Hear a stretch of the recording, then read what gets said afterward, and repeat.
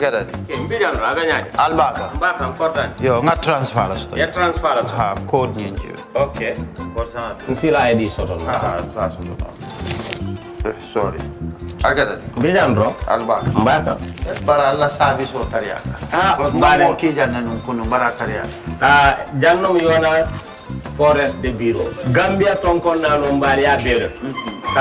Birim koyna fo kato. Bari si kodo kino kato ni fo bolong blabe to. 56 branches mola soto Gambia jam. Ha? Gambia kono ani Gambia bantala bankol. Nko kodo kiya bere to. Kodo sifa fo falindiro fo nyaadi lafta même na kodi to poto nin kodi maraw. Jannam number 1 di nyonta. Andum fana nata anoda enterprise sotale. Wolam nyindi ko domorol fana kol fana be firale de dadi mani domorol dir fana beteat. Gambia dawda yalo ngam fa kendol sotale je. Wo moyo diat. Apelenta ni wo ka ni lafta nyelen kendol e bina. Yalo bu kanyi la ko la baraka ba. Yalo ndel chosano lo. Abaraka.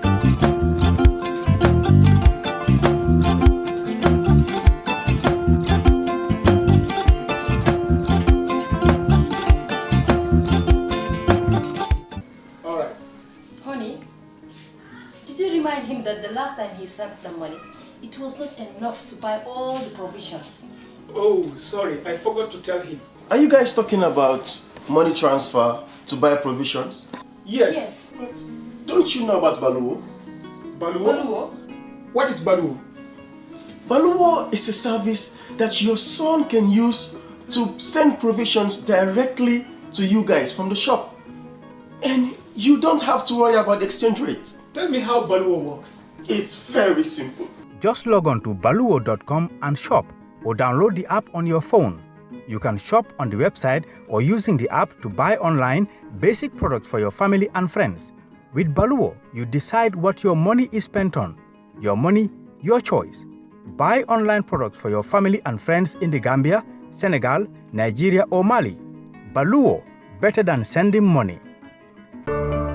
For the first time in the history of the Gambia, Gambia Printing Publishing Corporation proudly introduces the Biliomatic exercise book printing machine.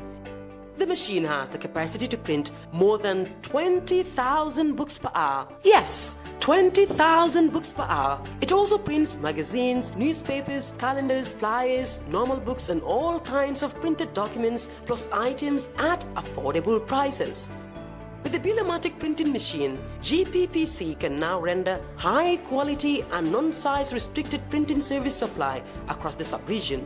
Rush now and partner with GPPC for all your public and private printing service needs. Print with us today and you'd be offered highly professional, reliable and efficient service delivery by our team of experts. The Gambia Printing and Publishing Corporation is here to meet all demands and is reliable at all times. For more info, contact us on 437-4493 or 437-4402. GPPC is Gambian and it's yours. Gambia Social Registry Household Data Collection Exercise. The government of the Gambia, with support from World Bank, is developing a social registry as part of its move towards an integrated social protection system in the country. Gambia Social Registry will serve as a single entry point for the various social protection programs in the Gambia and will be hosted by the National Social Protection Secretariat at the Office of the Vice President.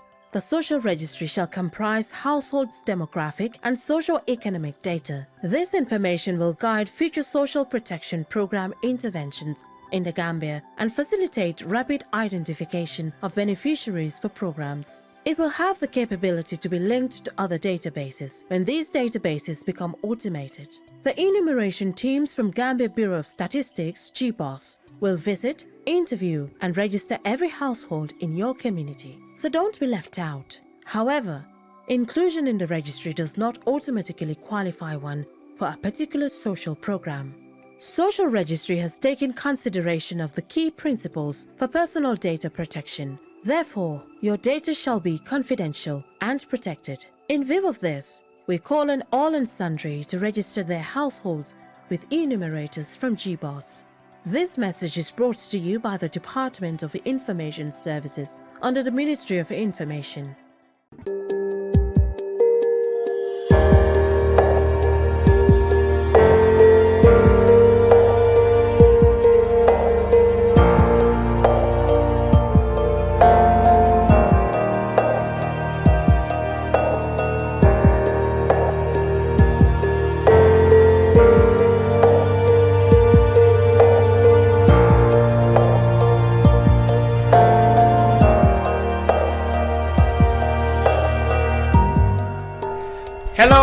And welcome to the brunch on Kerr Fatou. I am Lamin Cham, and this is our weekly look at current affairs.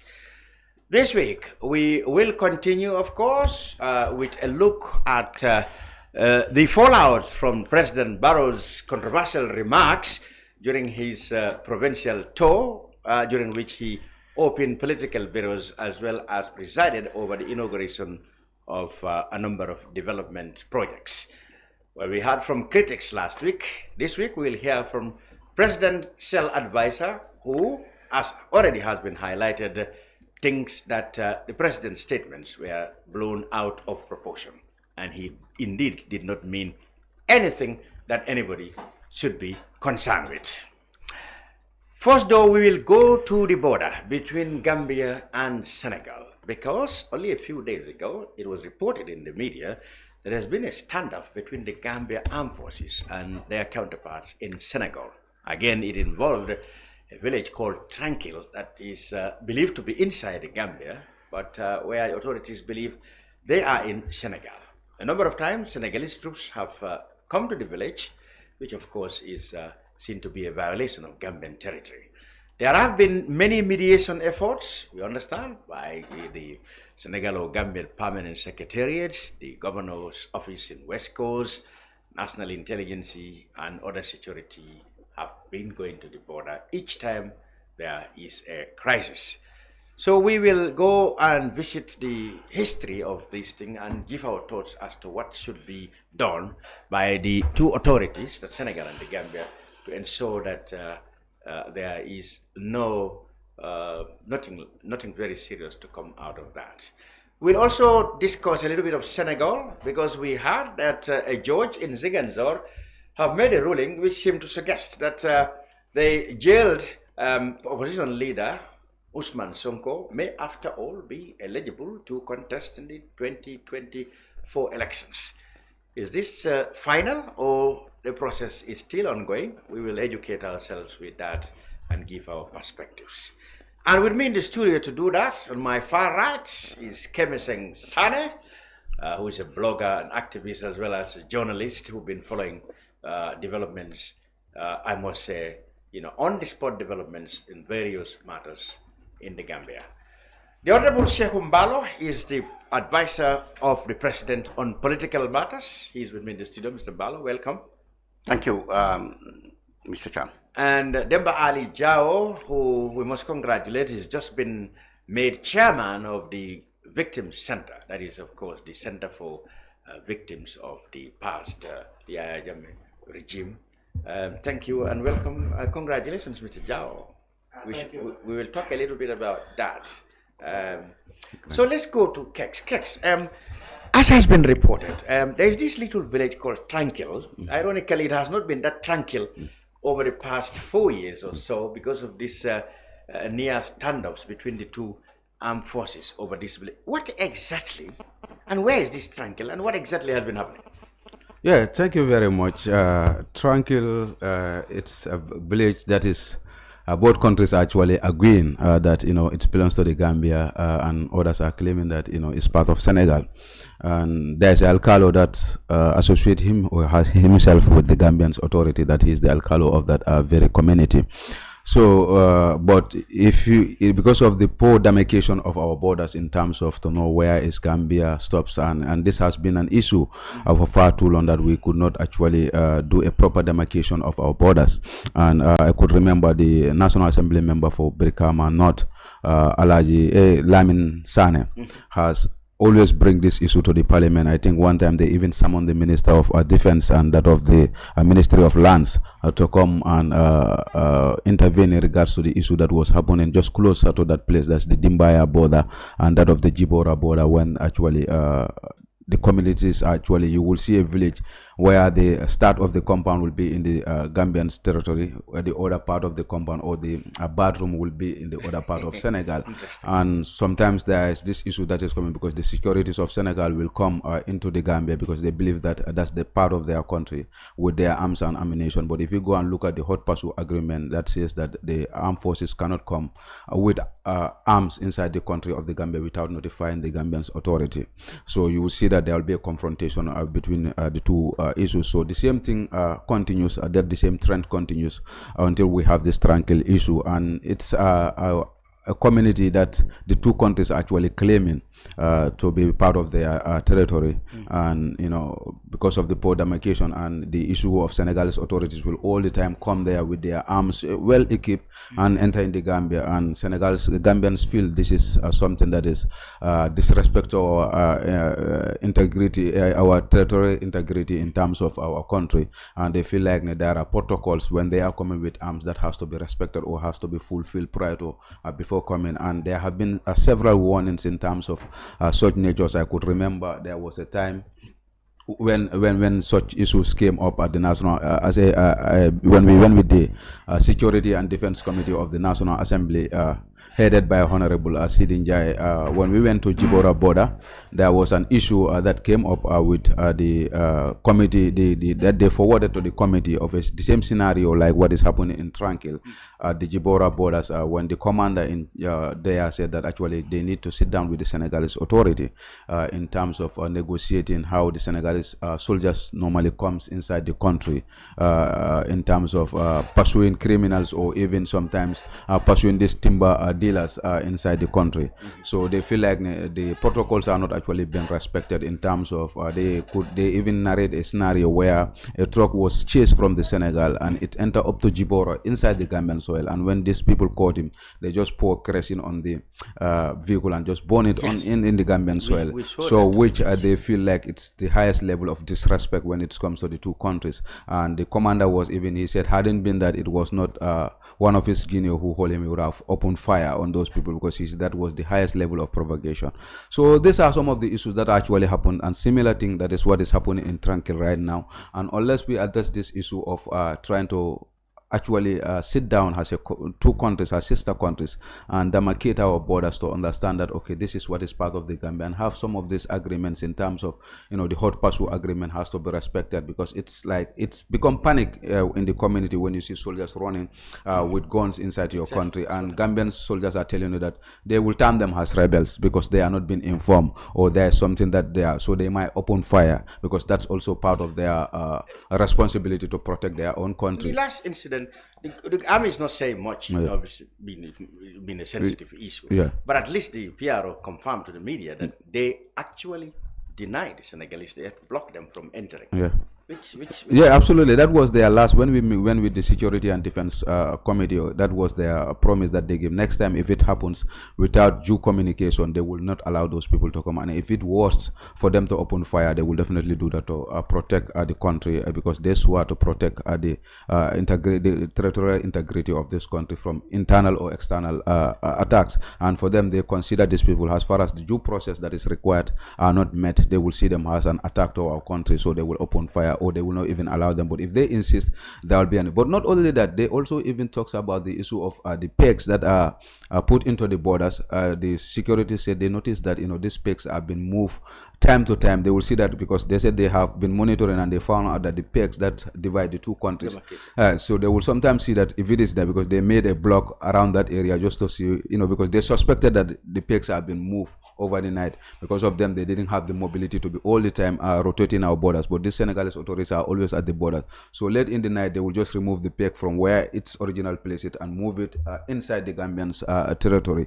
So they said they were monitoring those situations, and they put a mark to actually know. After 2 weeks they came, they see that it have moved almost 10 meters inside the Gambian territory. So all these things are, so they said these are issues that are actually for them, they see it as a disrespect to our country, and they have use all mechanism in place by talking to their authorities, but they have not seen any solution. And for them, they are now ready, since they have taken an oath to defend the country. They will do all the necessary it takes at their disposal to make sure that they make an end to such type of issues that are coming.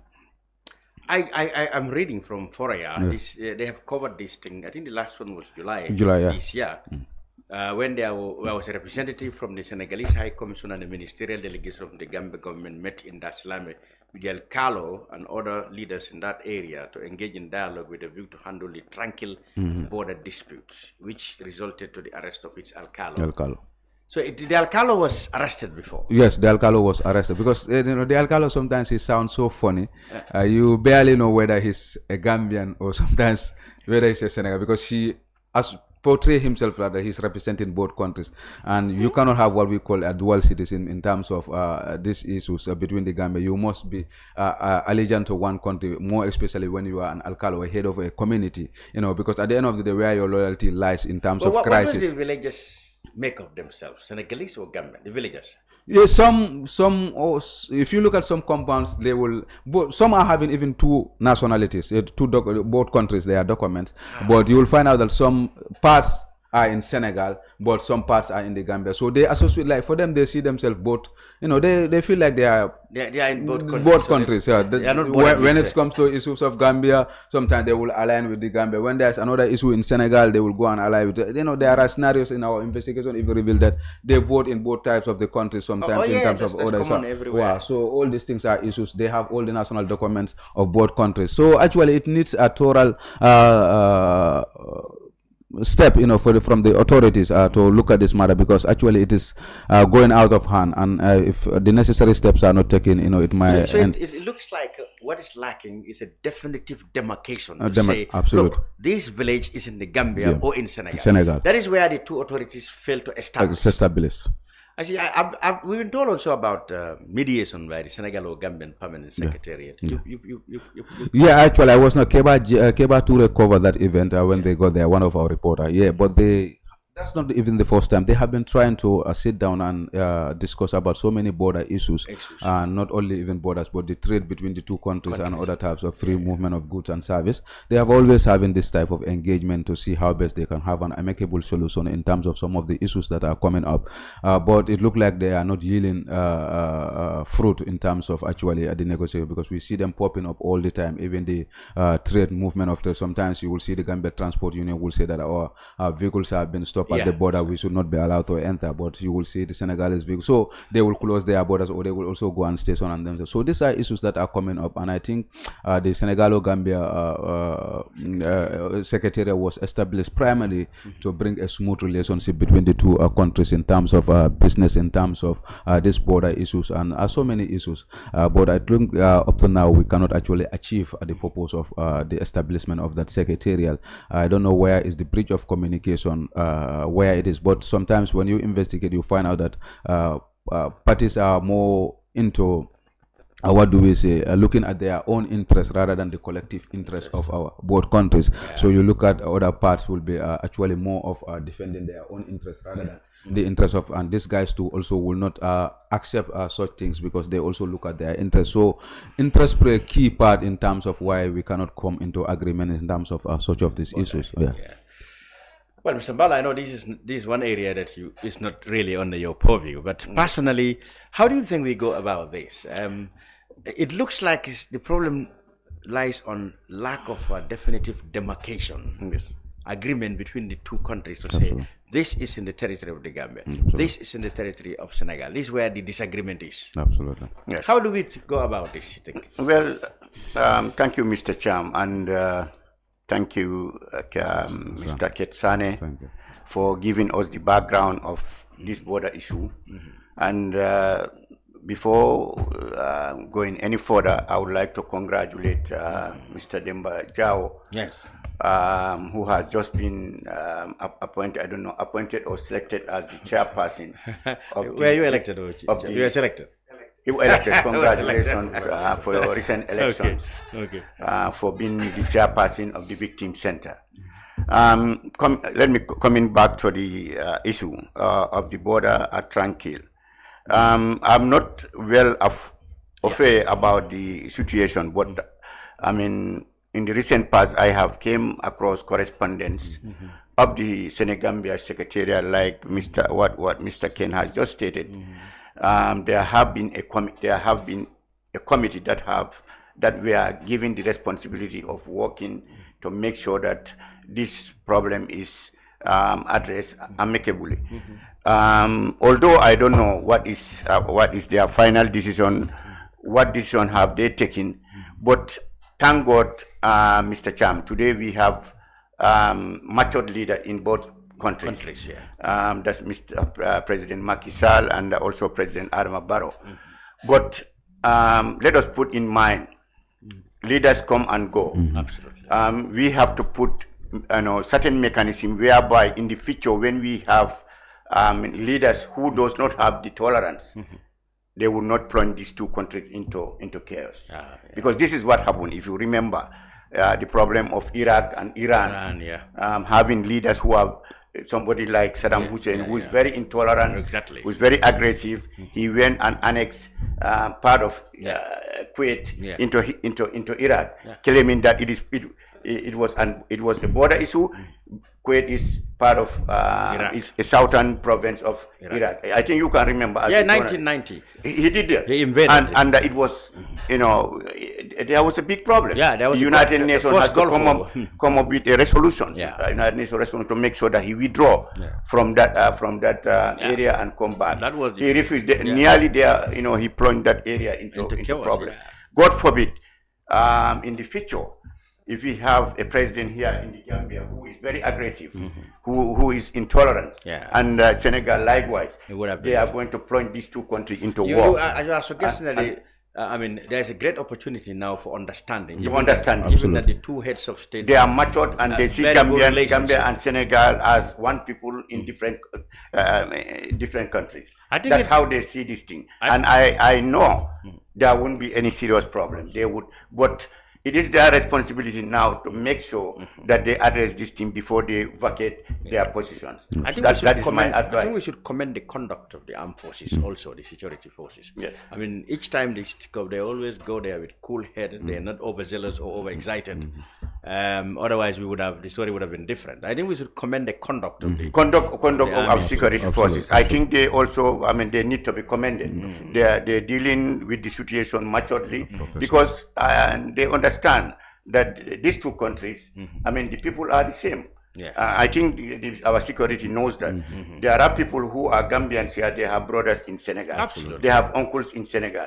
They have aunties in Senegal. There are Senegalese likewise who have family members in Gambia. So putting these two countries into a bad blood is not to the interest of any of these two countries. So that is very good. But like I said, I hope the Senegal or Gambia Secretariat would make sure that they address this thing as soon as possible. Good. That's my address on the issue. Jawo, I know with the short time you spend in cabinet, you never come across these things. But then you, as a citizen, you've been following this. Of course, I've been. In fact, I agree with Mr. Mballow. I think they should take advantage of the fact that there is very good relationship between the two governments right now. Exactly. And they should definitely address this issue because it's a very contentious issue and it could be very dangerous in the future, especially when there is a problem between the two governments. So I think they should definitely try as much as possible to address the issue as soon as possible. They can form an inter. There exists, in fact, such a group. Border demarcation commission comprises of representatives of both governments, so that they would clearly demarcate the border. The borders, as Kerr alluded to. I think I had the governor of LRR during President Barrow's recent tour in Kabada area. He was complaining that the border posts are being shifted. They suspect that somebody is shifting the border posts. So it's not only that area. Then it's it's all even in Kabada he was complaining that is happening. I think these issues should be addressed definitely. It's an opportunity for the two governments. The relationship between the two governments is so good that they can definitely take advantage of it and make sure that all these problems are resolved once and for all. Yeah. That's interesting. Right. Let's still with the border issue. I think the government. The two governments used to meet the ministerial conference. It just happened not long ago. I think some of these things do come. Mr. Mballow, did you take part in that? These things didn't come up. Well, there were so many agreements, bilateral cooperation signed between the two countries in terms of security, in terms of, I think, even border. So many things. Yeah. So I don't know. That's why I said, we have to make sure that we go after this thing and push for quicker action to be taken. But I know in the recent visit of President Macky Sall in the Gambia, so many accords were signed between the two countries. And I don't know whether this particular issue of Tranquil was dealt with. But however, me as the special advisor on political affairs and who is responsible to make sure that government policies are implemented for the interest of the government, I think I would follow it and push for quicker action. That's all I can tell you. Right, Kex, we go back to you again. This time, of course, we're discussing the Senegalese issue. There's this new impetus we've got in the Senegalese politics. I think we first thought, okay, for Sonko, his case is done and dusted. He cannot take part in the elections because he's been, sentenced to, 2 years or whatever the time is, and that disqualified him. We had a few days ago a ruling that seemed to suggest that he can contest or at least can fill the forms. Can you take us through what exactly happened? There was a lot of excitement in Ziguinchor, in Casamance, where the ruling happened. What exactly happened there? Yeah, Senegal, the election process in Senegal, actually normally when you look at it, it's in 4 steps before one is actually qualified to be a candidate. Not only that you obtain a register or a voter's card, you can be eligible to vote in Senegal. It is totally different. So it's unlike Gambia, where we said you can be voted for and vote. Yeah. With an ID, with a voter's card. Yeah. In Senegal, it goes beyond that. Yeah, it goes beyond that. You must be put into what we call the voter registration, unless your name must be captured in the voter registration for you to be eligible. Not that only obtaining that voter registration. But the problem with Sonko, it's first that the problem that he have is what we call DGE in Senegal. They are responsible. They are under the Ministry of Interior.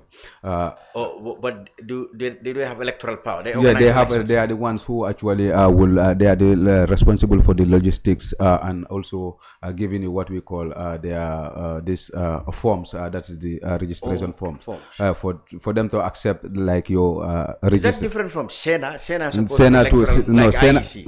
supervise the election process. They want the ones who supervise it. These ones are the ones who are responsible in terms of the logistics, where they will give you what we call the go ahead to say that, okay, they give you a form to confirm your eligibility candidature. For whatever position? No, they deal with presidential and their Senate or whatever. Senate, the governors. Those are the tools that they are. So they are the ones who deny Sonko to give him his electoral process documents. They say that he cannot have what we call those things. Then he went to the Supreme Court and they challenged that the Supreme Court affirmed the decision of these people, Ministry of Interior, department, that he should not be actually given those things. Then that was the time Sonko went to the court of Ziguinchor, and the Ziguinchor court made a ruling and determination that the actions they rule in favor of Sonko, that his name should not be removed from the electoral list and he should also contest in an election. But that is not the end of that. Actually, he has to go back to the constitutional court. That's where Sonko will appeal. The government wants to appeal. They already even show their interest that they will appeal against the. So the government now wants to appeal this ruling. This ruling of Ziguinchor. But we understand there has been a lot of drama even in this case. Yeah. It took 17 hours or nearly 24 hours from morning, or let's say 17 hours in the morning, and so many dramas. Absolutely. Before the judge can come at his ruling. This morning I was watching a Fajri panel which suggested that, there were even questions as to whether the judge has jurisdiction to try it because Sonko is living in Dakar, and he had to prove that. The defense had to prove that Sonko is actually the mayor of Ziguinchor. Yes. So he definitely had every right to it. Yeah, actually, the whole issue of Sonko, it's more of Macky Sall, not actually, more of a witch hunt rather than somebody could have said it. Because if you look at even prior to this, if you go to their court of appeal, presently the person who is sitting there as the judge, one of the judge in the court of appeal was the one who convicted Sonko in terms of the issue that he have with Ajisar. So at the magistrate court. Yeah. So the moment he convicted Sonko, he knows that Sonko is going to the court of appeal to appeal. Macky Sall moved that man from the magistrate court and take him to the court of appeal to wait for Sonko. So you believe Macky is giving so automatically that man has already taken a position. So automatically, and you need to have 3. people to sit over it. He went again, and there's this guy who is one of his, I don't know, the borough, like, I don't know, there's these soldiers that we call personal assistant to the president. Okay. They are called, I don't know, something like that. One of our sister now is taken to make the Supreme Court, the Court of Appeal, it should be 3. Yeah. And that person will be the second person. So when you go in for, if this even supported the decision of the, maintain still now the older decision, and this one people go against it, so it will be 2 against 1. And in Court of Appeal, when it's 2 against 1, automatically the majority, what they decide, carries this. So Sonko still have a big hurdle. A big hurdle in terms because of... you believe that the people, the court is going to resort to, or the appeal that the government made, they have judges that they're going to do their bidding. Yeah, absolutely. That's the fear that we have. That's what we have. But actually, Sonko didn't stop there. Sonko also filed a case in Senegal, and not only in Senegal, but he also went to the ECOWAS court and filed a case at the ECOWAS court in terms of how they dissolve his political party, the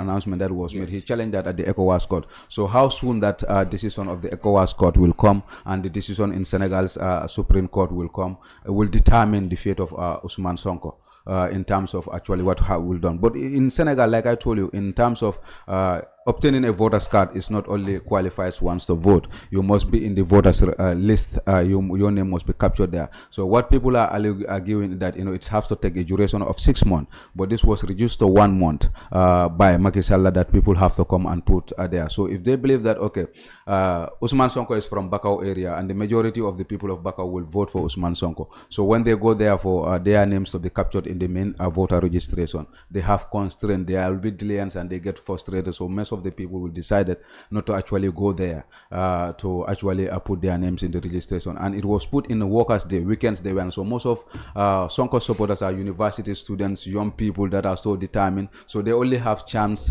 during the weekend, the Saturdays and Sunday, to go and do this process. And that was not actually accepted. So based on those things, they feel like there has been actually constraint in terms of conspiracy, in terms of doing all those things were targets that were done in terms of what Macky was playing, his tactics in terms of doing all those things. So the whole issue, Sonko has a long way to go in terms of before the election for him to actually be qualified, and it's left to the decision of now the Constitutional Court to whether they will affirm the decision of the Ziguinchor Court or they will still maintain the earlier decision that was made against Sonko. So that's where the final say will be. But it depends to whether the ECOWAS Court will hear before this thing. So when will the Constitutional Court sit? The election is in January, in February, 20 February. So how soon will they sit to hear this thing? And if they didn't sit, maybe if he goes to collect his election process papers from the days, they will still continue because they already deny him to give him those electoral process for him. So there has to be a decision before they will hand over all those things to him. So it's a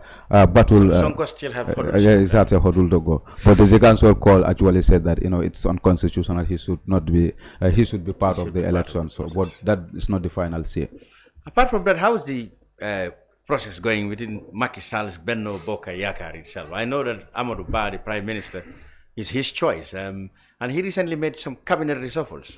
His critics said he's got rid of everybody who didn't like his choice. Yeah, actually, there have been allegations in Senegal that Macky Sall will tell his ministers on their face that if I lose in your area, you will lose your seat in terms of being a minister in my government. So most of the time, these ministers must actually work to make sure that his political party or whatever his government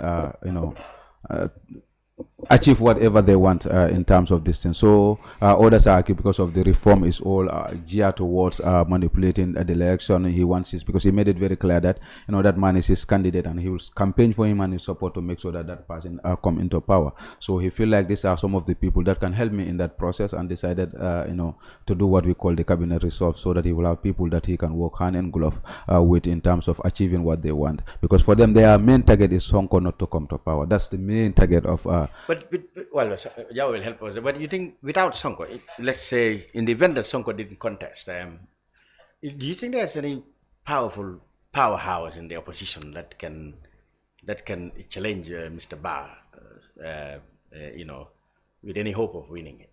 Absolutely. Or an alliance between the opposition. Yeah, maybe the alliance, but for now, Sonko is the at least the one that one can say closer to Maki, or he's the one who is actually could remove Maki's government from power. Yeah, so far, he's the biggest opposition party in Senegal as a threat to Macky Sall's regime.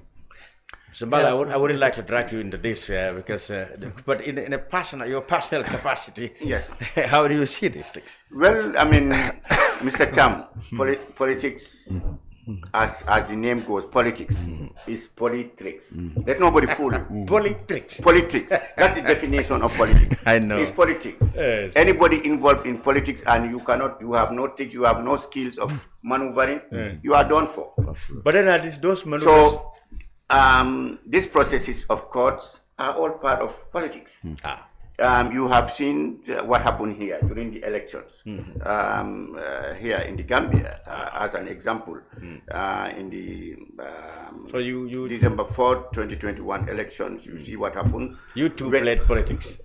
When we won the election overwhelmingly, our opponents, United Democratic Party, we are not satisfied. They thought they can come up with excuses like we have got people who came to vote from Senegal and the like. That, I mean, it's good for them. These are tricks. They wanted the results to be overturned, and that is their right to do that. However, they went, but you see the technicality of courts. They failed even before the commencement of the court in their service. It was dismissed on in the process. So what is happening in Senegal is not new in politics. It is very common even in the United States. You have seen between Al Gore and the George Bush elections with the popular vote and other things. These are all this is politics. I think Macky Sall is a very good I can tell you, is a very good politician. This is how otherwise if you sleep and you sit down and sleep, your opposition maneuver, they will take over. Yeah, but sometimes people criticize him of resorting to strong arm tactics on the. I don't support that one. I don't support any dictatorial tendencies in politics. That's one thing I don't support. I don't like that. I don't want somebody using force, excessive force. He's often been accused of that on the opposition. But using your skills, your political skills, your techniques to make sure that you stay in power. State power. That is very important. What about using I always like somebody to respect the constitution, the rule of law of your country, everywhere. If you do that, you are my friend and I support. So you play politics, but make sure it's always in accordance with the law. Accordance with your law, with your constitution. As long as what they are doing in Senegal is within the rule of law, within the constitution of Senegal, I support that. Let them go and exhaust everything at the court level. That's what I support. Good. Jawo, this Senegal is and the latest political situation there. Senegalese politics is very, very interesting and it's complicated as well. I mean, right now, I think they've got more than 200 people who have taken the forms. They want to contest as president. So what we have here, that's a child's play. Yeah, I mean, definitely. I mean, I think, so that's why they have put this, what they call parrainage. Parrainage, it's pre-qualification. I call it pre-qualification. Exactly. Because with that parrainage, not everybody who has taken the form can definitely have this. Because you have to have a certain number of people. I don't know how many hundreds of thousands of people who must endorse your candidacy before you can become. 6% when it's before you can become a presidential candidate. So there is absolutely no doubt. All those 200 people who have expressed interest in contesting the elections would never pass that stage of the parrainage. So it's a very complicated issue. With the case of Ousmane Sonko, as Kerr said, I mean, this is just it's not going to be easy for him because the government has already appealed that the ruling by the judge in Ziguinchor, and I think in this case is the Constitutional Court which is actually supposed to have the final say, and it's very, very unlikely that the Constitutional Court will.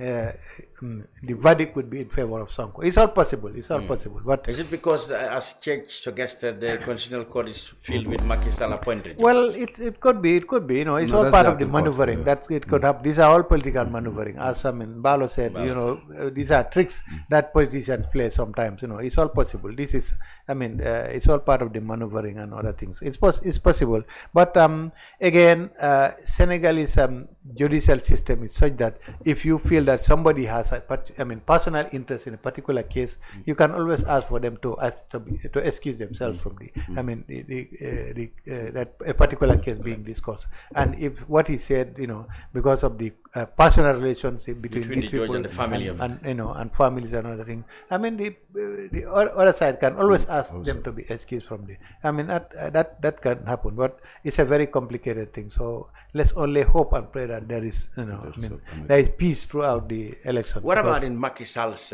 Benno Bokk Yakaar? We've been told that certain people resign because they're not happy with his choice. Yes. I mean, Ali Ngouille Ndiaye, for instance, who was the Minister of Agriculture, has resigned and he's going to contest on his own. And also there is Mamboy Jawo, who is also, I think he was also one of the members. He also resigned from his work. He wants to also contest as presidential. They are all part of the Macky camp, but they have gone their different ways. And then the former Prime Minister also, John. I saw him. He also has gone. I think he's also interested in contesting it. So these are all the Macky camps who are actually going to maybe be a big dent on the side of Amadou Ba. Particularly, this Mamboy Jawo. He's the mayor of Kolda. And Fuladu also is a very big block as far as Maki's support base is concerned. And if they decide to support this Mamboy Jawo, then it appears Fuladu is going to be, there's a big dent on Maki's support as well. So, there's a lot of joking going around because I think the minister of this is something Balde. He said he's behind Macky and he's trying to get the Fuladu people to stay with Macky. But I don't know where. But with this Jawo gone, it's going to be. It's not going to be easy for Amadou Ba. But anyway, with Futa Toro area, definitely those are solidly behind him. There is no doubt because he's Maki's candidate, and they are very likely to follow him because very fact that Dauda Jallow, who was supposed to be his main opponent on that side, who is one of the mayors of the cities in Futatoro and very popular within that area. He has decided to stay with Macky camp and support Amadou Ba. Probably that is going to help him a lot in that area as well. But it's going to be tough, definitely. If Sonko is out of the way, it would be much easier for Amadou Ba. Because with Sonko in the race, it's going to be very, very tough. But are there other candidates that suppose Sonko didn't run? Yeah, because there are others. You have Halifa Sall, you have Malik Gaku, you have yes. Idris Seck. I don't think he's a factor. It's not very important because he's been flip-flopping. Exactly, flip-flopping between the different. So he's no longer a factor. But definitely, there are others who are. Karim Watt also is there, but Karim also, I don't think he doesn't seem to be serious about it. He doesn't carry any weight. He didn't carry any more weight. No, absolutely. So it is Sonko or whoever Sonko backs. Yeah. What about the mayor the other mayor, who was with Sonko? I forgot his name. He was very much touted to perhaps be the one who will succeed Sonko. Not Halifa Sall. I forgot the not Barthelemy. Barthelemy said he's not interested in contesting for the presidency. He's with Halifa actually. Oh, okay. Yeah, he's a Halifaist. So Halifa may end up putting his name in the ballot. Oh yeah, it's very likely. It's very, very likely. Yeah. Okay. All right. What about? We have 5 months or so to the elections. Yes, about 4 or 5 months. Yeah. 4 or 5 months. How about outside the Benno Bokk Yakaar? I wanted you to educate us. This Bokk, is it Askanwi? That's the opposition alliance. Yoni Askanwi. Yes. Yeah, actually, how solid is it? No, it's no longer solid because Halifa Sall, Barthelemy Dias, and Sonko and all the others used to be in that but suddenly they've gone their different ways. Definitely Halifa and Barthelemy are no longer part of Yoni Askanwi, and it's definitely no longer the same, and they have different people who are interested in people even like Mimi Toure also. Yeah. She's also interested in becoming president. I think So Mimi had a chance at one time, but I think she also has kind of lost some ground whatsoever. So it's not going to. So it's only when they are united that they can. Okay. All right, let's move. Well, before we move to the last topic, we will also discuss football because I'm going to have another set of panelists in the next 15-20 minutes. That is the African Nations Cup. You will follow, of course, that the Gambia has been drawn alongside Senegal, Guinea, and Cameroon. And that fixture, rather that grouping really, seem to have not just jostled neighborliness, but relations, because we're going to have Senegal in the first match of tournament. The panelists will be here, and we will discuss that as the second panel in the program. Let's move to Mr. Mballow now and give you the floor. Last week we had, let me not say critics, but people who are concerned very well about remarks made by President Barrow, which drew a lot of controversy, with people and organizations fearing that his utterances may suggest that he's losing his cool, and that has a tendency of driving him to usurp dictatorial tendencies. Your government has come out with a statement clarifying that the president did not mean anything like that. He was merely addressing insults, to his own person and the rest of the people in the country, and was in any way not in any mood to harass, intimidate, or persecute opposition or the media. However, criticisms continue, and now I'm giving you the floor to tell me, what do you make of the statement?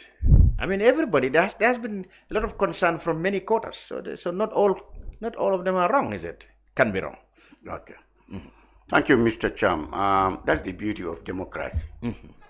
That's the beauty. I'm happy that Gambians today can express how they feel, can express their opinion. They have Section 25 of the Constitution that allows Gambians to express their opinion. Freedom of movement, freedom of association, freedom of the press exists in this country. We are very happy, and the president is very happy to see that when he utters something, a statement, people react to it in different ways. Then that is good. Absolutely. That does not mean that.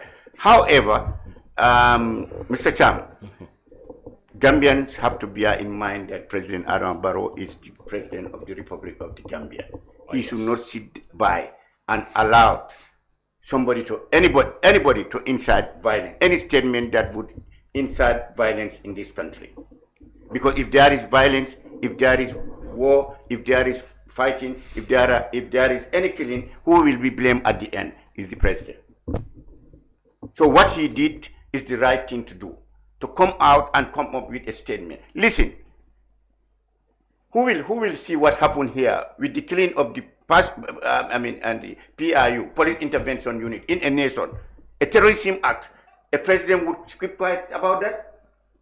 Who will allow? Where are we heading to? This is the first incident in this country for somebody to come up, get up and kill two police officers.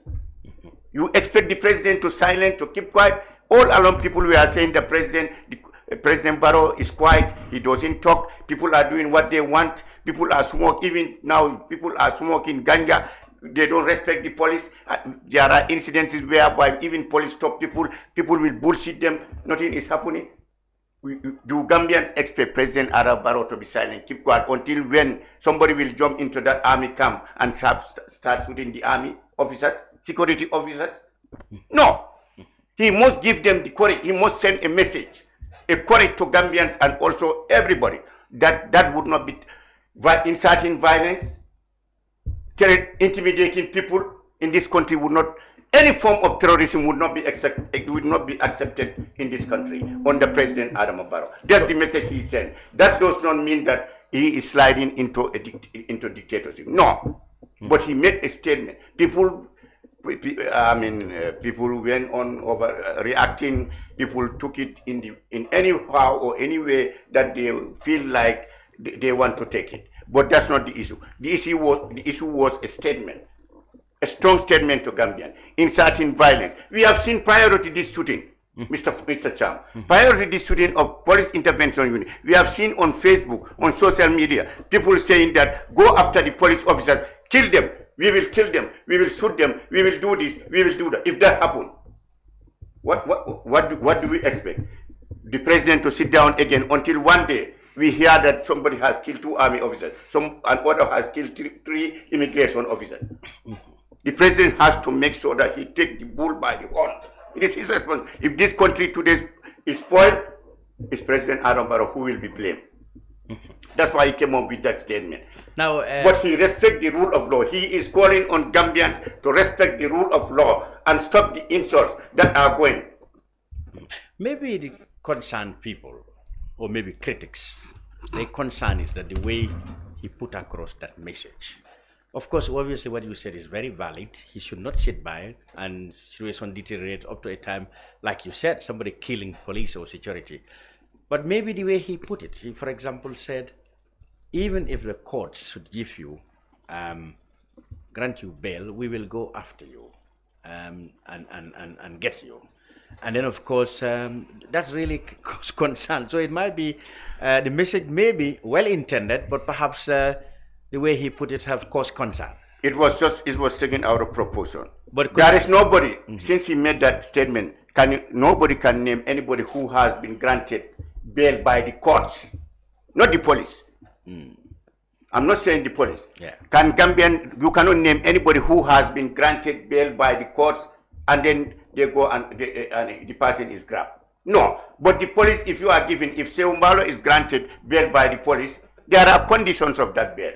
Any bail goes with conditions that you should not pass West Coast.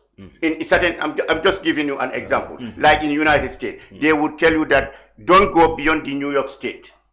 We are not allowed. If you go there, we will presume that you are trying to escape, run away, or do something. Or you should not be found holding a knife. Or you should not be insulting. Or you should not go. You should not be seen with moving with underage girls. If the person is a suspect of rape, there must be conditions attached to bails. And if the police, in any circumstances that they see you, that they suspect you are violating that condition, they have the right to call you back and revoke that bail again until you accept that what you have done, the conditions, you will not do it again. You will maintain that. That's what happened here.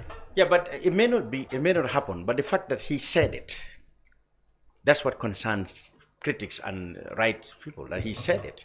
Couldn't it have been said in another way?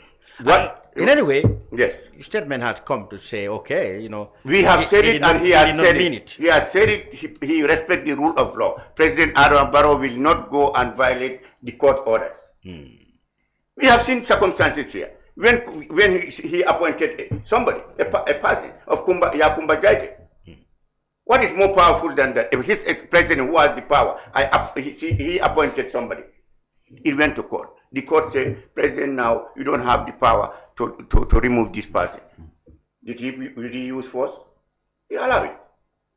Okay. He allowed it. All right. So why should he allow somebody, a court, a magistrate court, or a judge of a Supreme Court giving bail to somebody? Do we expect President Adam Barrow will go? Listen, it doesn't sound sensible for somebody to think that President Adam Barrow will violate the rule of law. Well, the people... But when you are standing on a platform, might be the way you say things and the way it is transformed, like I said, it's always different. That's right. So that's what happened here. So that's what happened. Yes. He was on the political platform. Yes. He said things that probably he didn't mean, but the way he said it has caused concern. For example, the human rights said if he's talking as president, you know, in this manner, this can be easily interpreted to mean policy. Somebody somewhere in authority can act because the president had said it. So they are saying that the way the president said it is what caused the concern. He may not mean it, obviously, but you know, these kind of statements were said by Jammeh. He said, I will be here for 1 billion years. If Barrow has not come, listen, if Barrow hadn't suddenly come in 2016, probably Jammeh's wishes would have been here. And Jammeh would say, I will send you to my hotel. And people have been sent there. I will take you 6 feet deep People have been sent to the grave anyway, no matter how deep it is. I know. So when they hear the president saying this too, you would argue that it makes sense for them to speak out and say, Mr. President, you are sounding very tough now. Perhaps you should go down a bit. Yes. Mr. Cham, that's why I said this is the beauty of democracy. You remember when President Adama Barrow made the council, Banjul elders, he made a statement. It was also miscalculated when he said, I am going. You remember? No, he didn't say it was good. What he said was... Yes. He said, look, there have been presidents. Exactly. There was Jawara, he's gone. There was Jammeh, with all his mighty, some people believe he had devils and angels, but he had gone. Yes. One day, I will go. Yes. And in fact, I have started, I'm going to work for charity. My foundation is, I've even found office for it, it's been built. Yes. And there are people I've already recruited who are going to work there. That was taken to be somebody that he about to go. He is finished. He's about to go. Yeah. It went viral. That President Adama Barrow said he's not. Because that's okay. Some people read from there. If somebody who is thinking of contesting in 2026, it's too soon for you to talk about. Too soon for you to talk about. Mr. There is nothing soon in this. Presidents are human beings. Yeah, but can they discuss what their future plans are? What I want to do, I want to work on a humanitarian. I want to build my. But for somebody who is thinking of contesting in 2026. And it's too soon for you to talk about that I've already recruited my staff. No, I have started identifying. He said I have started identifying. And some people think that out of proposal. President Adama Barrow, he said he's done. He's going. Yes. This is the beauty. Like I said, the whole thing is we are happy that we have democracy. Yes. And also, the people who pursue themselves, who perceive themselves as human rights activists and critics. I think Jawo is a human rights. He's part of that. I don't have an encounter with him at the King FM. Jawo, you are listening to him. What was your concern? Jawo made a statement at the King FM that the statement that President Adama Barrow made, it seems he is sliding into dictatorship. Wow. And then I immediately, when I heard it, I called the King FM journalist. Yes. I intervened. Yeah. I said, there is nothing. It's far different from President Barrow sliding into dictatorship. I said, this statement is a message. He's trying to send a message that Gambians, we are the same people. Yeah. We are Gambians. Yes. We live in harmony. Let's stop the insult. Let's stop inciting violence in our country. That's what he meant. That meant by that. So I made that statement. Jawo, you had and then to my surprise, let me learn. Yeah. My surprise, Jawo has been here. He has had other political stakeholders making statement that they would make this country ungovernable. I have never heard Jawo making a comment condemning that. I've never heard it. Jawo, you ignored that, sir. He ignored it. He has had other political people who are holding position in political parties. He has seen that on their Facebook pages, writing that let's kill the police officer, let's kill the police intervention unit. I have never heard Jawo comment about it. But when the moment Saihou Mballow or President Adama Barrow made a statement, Jawo they will jump on my head. Jawo went to Facebook.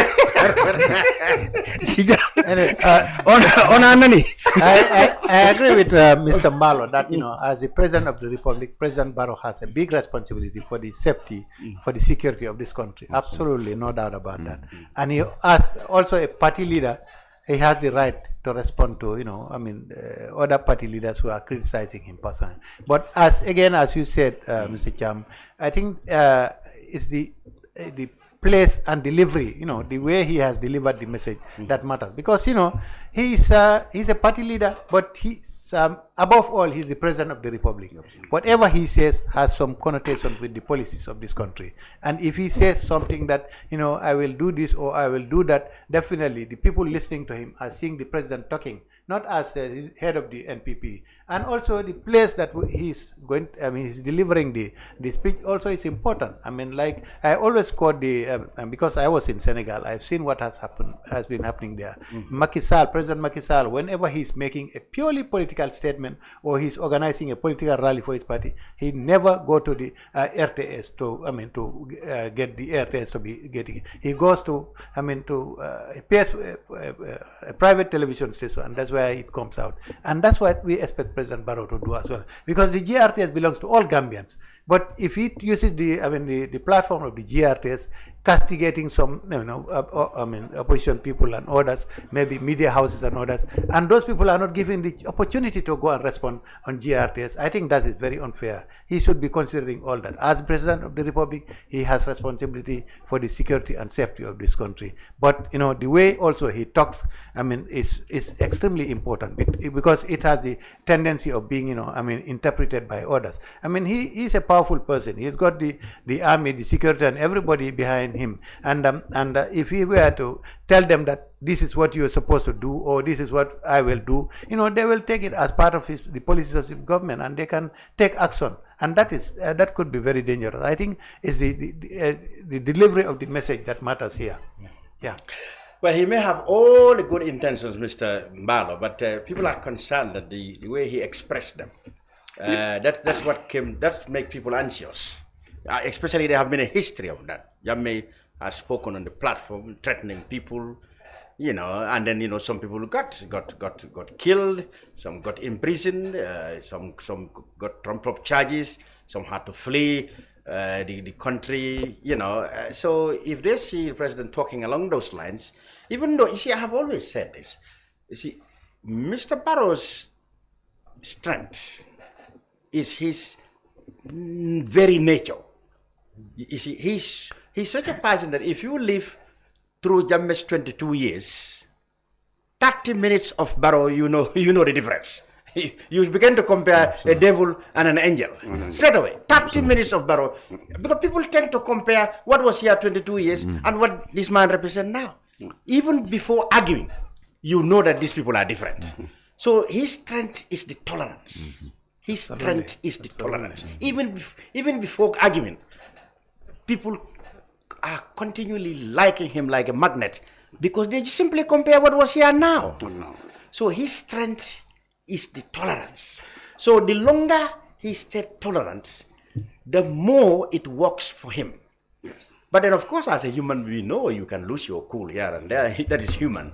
But again, I think these concerns are meant to get him to really understand that, look, you see, I may be angry, I may be human, but I cannot say this. No, I cannot say this. No, I cannot say this. So it helps to make him a better person. You know what I mean? Mr. Cham, I agree with that. You see, Mr. Barrow, even some of his supporters, sometimes they get so much frustrated. If you listen to the social media, you will hear somebody would say, now I'm going to be silent. I'm not going to support President Arab. Our own supporters, he's too soft. People are insulting Barrow, and he is telling people to call the police, don't leave them to go.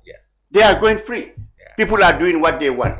He said, and also civil service. We hear all the time.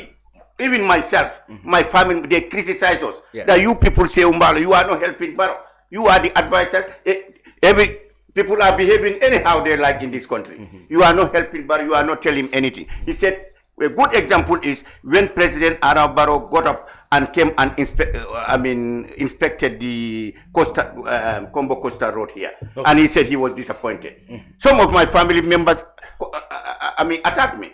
That now the president, with all his job, he has advisors. You people cannot be going to places. You cannot go and do the job for him. Inspect and see what is going on. You go and report. He has to get up from the State House, go and look at the contract, the projects that are ongoing. You people are too lenient. You are not doing. Look at the electricity. They bombard us with everything, Mr. Cham, and the president. He's not doing anything. He's too lenient. People do what they want. Even Jawara is more aggressive than Barrow. Barrow, you can do anything and he will leave you. That's the nature of the person.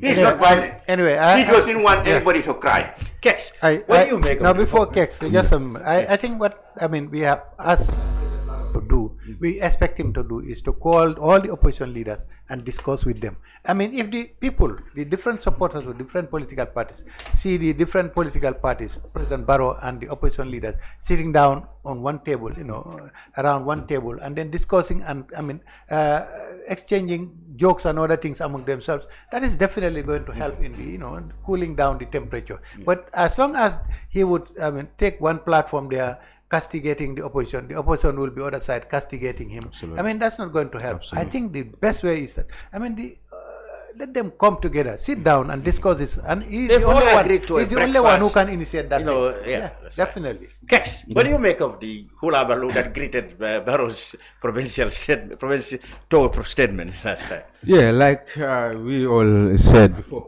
before they come with any rejoinder. Yes. You know, we all see it. You know, as you know, the ugly face of Jammeh is trying to come into the political space where a president will just stand on a platform and give such type of pronunciation, because there are, like you said, we have seen examples where decisions were made by the president and it was executed during political rallies where he will give an order and say that this thing, you know, will happen at the end of the day. It happens. Look at the even there are some laws that were passed. They were just said in a political rally that okay, this will be a law, and at the end of the day it went to parliament and it was approved. So sometimes the president is not an ordinary person. This is the president of the Republic of the Gambia. But after seeing the rejoinder from them, then like you said, I see that the intention was very good. The manner and the way the message was conveyed was actually the problem, and I think, you know, with, you know, the criticism that you have seen, the statement from the Human Rights Commission and other things, no, it's a learning process. I'm sure, you know, he's a very good listener, absolutely no doubt about that. We will give that credit to him. President Barrow is somebody who do listens too much, and I'm sure that he will pick up these things and see it as an error, you know, in the way of communication. You know, maybe he was because of the political difference with Orab, so he was lose his cool. He lost his cool. Cool, and say it in a way. But at the end of the day, when we read the press, because for me, I go through the whole entire document and I read and I understand that actually the intention was to maintain peace and order in this country, whereby both parties will respect each other irrespective of our political difference. But let's have that sense of Gambianism, whereby an elderly person, a young person will respect an elderly person, and a leader will be respected. This is what we are known for, the culture of respecting each other, that we can have our divergent views, we can agree and disagree, but at the end of the day, we must be we must do it in a very civilized and a democratic way, that I can express my opinion without insulting as Mr. Mballow. Mr. Mballow too can respond to me without actually saying me anything that will be seen as caricaturing me or something like. So these are some of the issues that I think he was trying to address, but the way he said was very unfortunate, and I think it will be a learning process. And Mr. Mballow has an advisor on political issues, also heard what the criticism said, and I'm sure he have picked some of these things that when he sit with the president one-on-one, he will not say it here. I will say that okay, it was very unfortunate, this is what happens, but I think moving forward we will do A and B and C before we do certain things. And you know, this is how we build the nation, in terms of sitting down, have such type of discussion. We learn from each other and pick up things, and I'm sure Mr. Jawo have given a very good advice here that Mr. Mballow too will pick it, and when he sit with the president, he will, and this is how we will build a country. At the end of the day, all of us, in whether we are oppositions or what, our interest is to have a Gambia that all of us can be proud of. What we should realize, people don't know, when they talk about Gambia, they don't know opposition, they just talk about Gambia. So what we behave reflects on us. Absolutely. People don't know who is president, who is opposition. Absolutely. They talk about Gambia. Yeah, absolutely. So they talk about things that affect all of us. Absolutely. Finally, there have been a lot of actions, if you like, in terms of corruption, both at the local government and the central government level. We had 3 senior civil servants, senior government officials, have been charged with corruption. We had dramatic news about allegations of corruption in Brikama area council. Bassa area council, just now they also had to dismiss, and even Carnifing, they had to dismiss staff or suspend them for alleged corruption. There seem to be now action rather than rhetoric. Mr. Mballow, yes. I mean, let's start with the 3 senior government officials. The government states there in the statement that is very much committed, you know, to act when it comes to corruption. Well, I mean, Mr. Cham, I think what is happening right now is a clear manifestation of President Barrow standing to eradicate. Not completely eradicate. You cannot eradicate corruption. No country can eradicate completely corruption. You can fight it. But what is happening here demonstrates that the MPP government is out to fight corruption.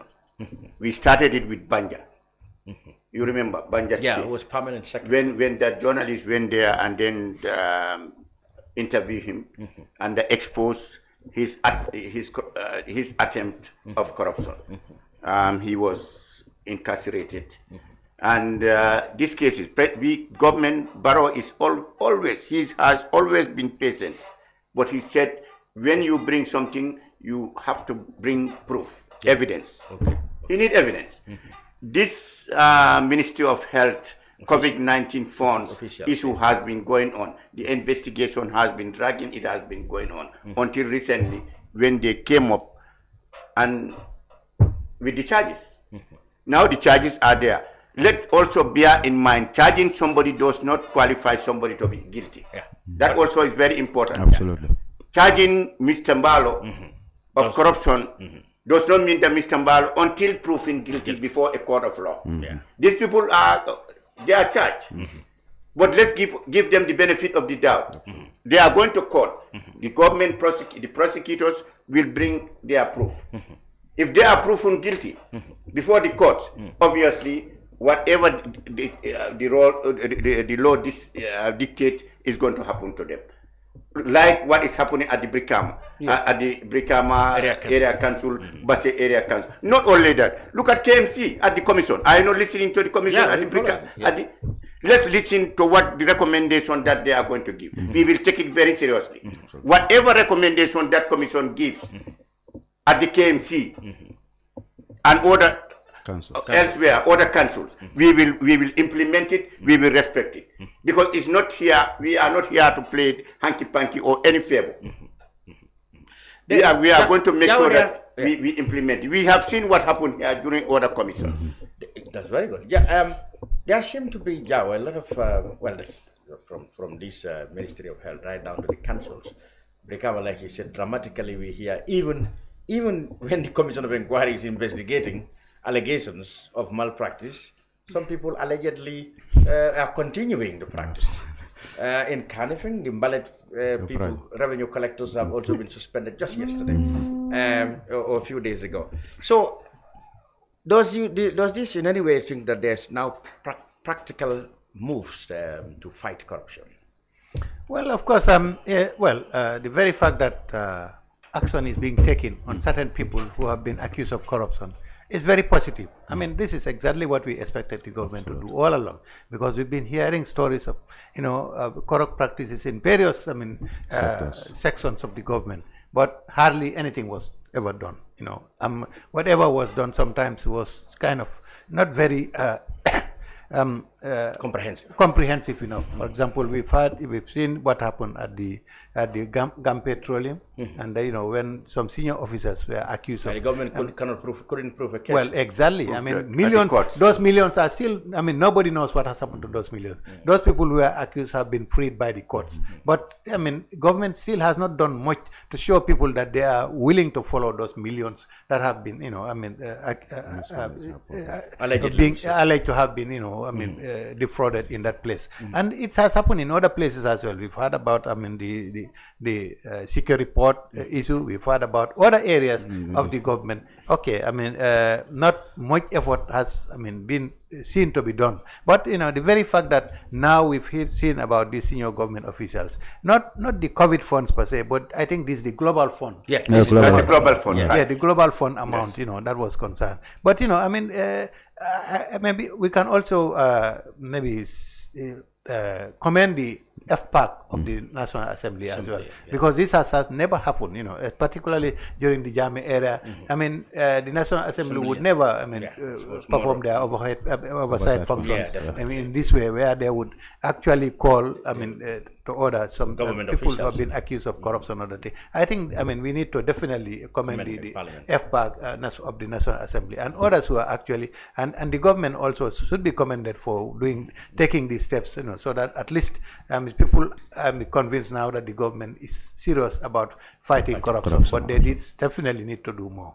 Kems, finally. Yeah. Over the last corruption allegations and the fight. Yeah, actually, when I see that, I make a post, and the heading was "The wing of fighting corruption is finally blowing in the Gambia." Actually. And like Mr. Mballow said, I think government has now the will, because this is the second time. Maybe he only mentioned that of the recent one about the the health official, but there was some social security staff that the Ministry of Justice dragged them to court, for involving in fraud, defrauding people from their lands, or even pension monies of some of the people that were actually. That was another case. Families go out. Almost there are 6 or 7 of them are dragged to court, and that was initiated by the Ministry of Justice, that they were dragged at court. That shows you that government is definitely showing that they have zero tolerance when it comes to corruption. And we have seen the same trend has come into the global phone issue.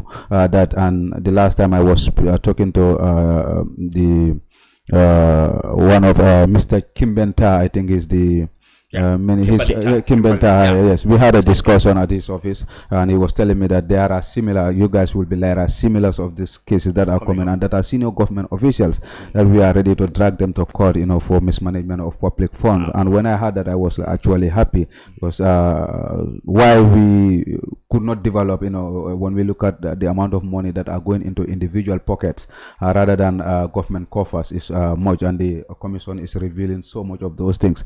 And seeing the Brikama Area Council actually coming with this bold step, shows me that actually the new administration of the Brikama Area Council too is ready to fight corruption, because mismanagement of public fund has far too long been in our council, where money goes into individual pocket rather than the council's cover.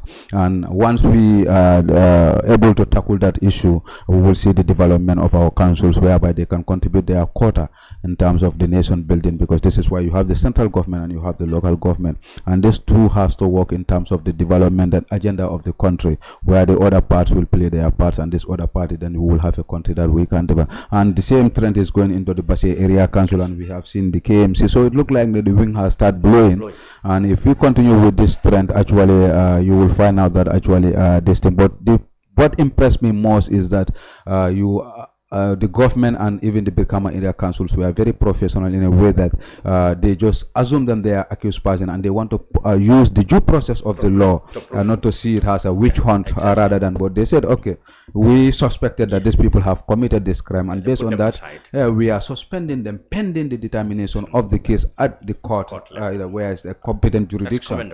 That's commendable, because in other regimes, maybe he will just take you. And but government shows that I want to follow the due process. Exactly. Council also the same said that you can be suspended for now, and your salaries will be whole, but when things goes and we found out that actually you have not committed the crime, we will pay you whatever happens in your absence, and you continue your service. But if you are found wanting to, we want the law to take its course, and that's democracy. For me, I commend both the government and the council for taking that democratic steps, and hopefully we will definitely fight corruption.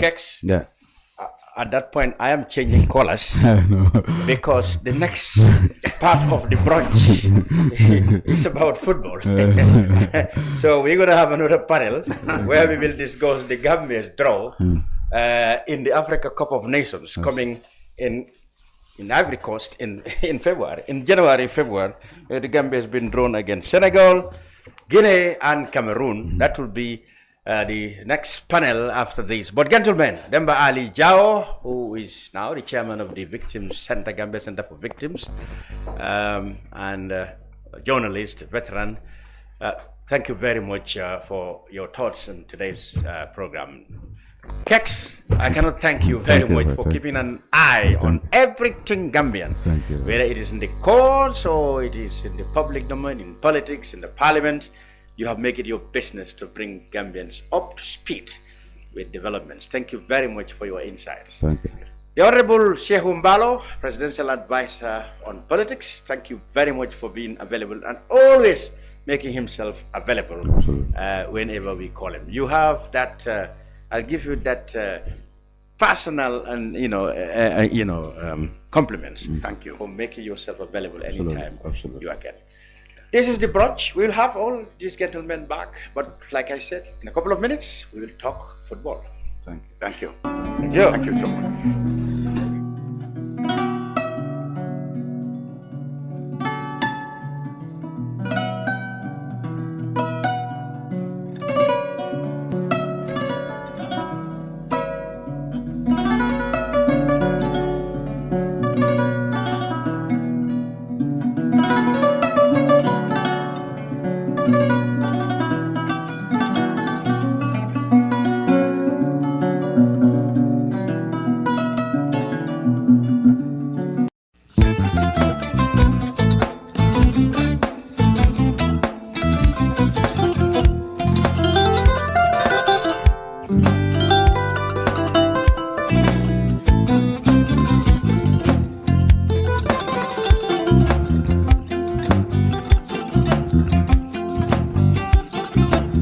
Agada. Okay, mbijan raganyadi. Albaka. Mbaka important. Yo, nga transfer la sto. Ya transfer la sto. Ha, code nyinji. Okay. Nsila ID soto. Sa soto. Sorry. Agada. Mbijan bro. Albaka. Mbaka. Bara alla service o tariaka. Mbale. Mo ki janna nun kunu bara tariaka. Jannom yona forest de bureau. Gambia tonkon na no mbali ya bere. Birin koyna fo katon. Bari si kodo kino katon ni fo bolong blabe. 56 branches mola soto Gambia jam. Gambia kono anin Gambia bantala bankol. Nko kodo kiya bere. Kodo sifa fo falindiro fo nyaadi lafta memmen na kodi to poto nin kodi maraw. Jannom number 1 di nyonta. Andum fana nata anoda enterprise sotale. Wolam nyindi ko domorol fana kol fana be firale de dadi man domorol dil fana beteat. Gambia dawda yalo ngam fa kendol sotale je. Wo moy wadiat. Apelenta ni wo ka ni lafta nyelen kendol e binaji. Yalo bu kanyi la ko la baraka ba. Yalo ndel ciosano lo. Abaraka.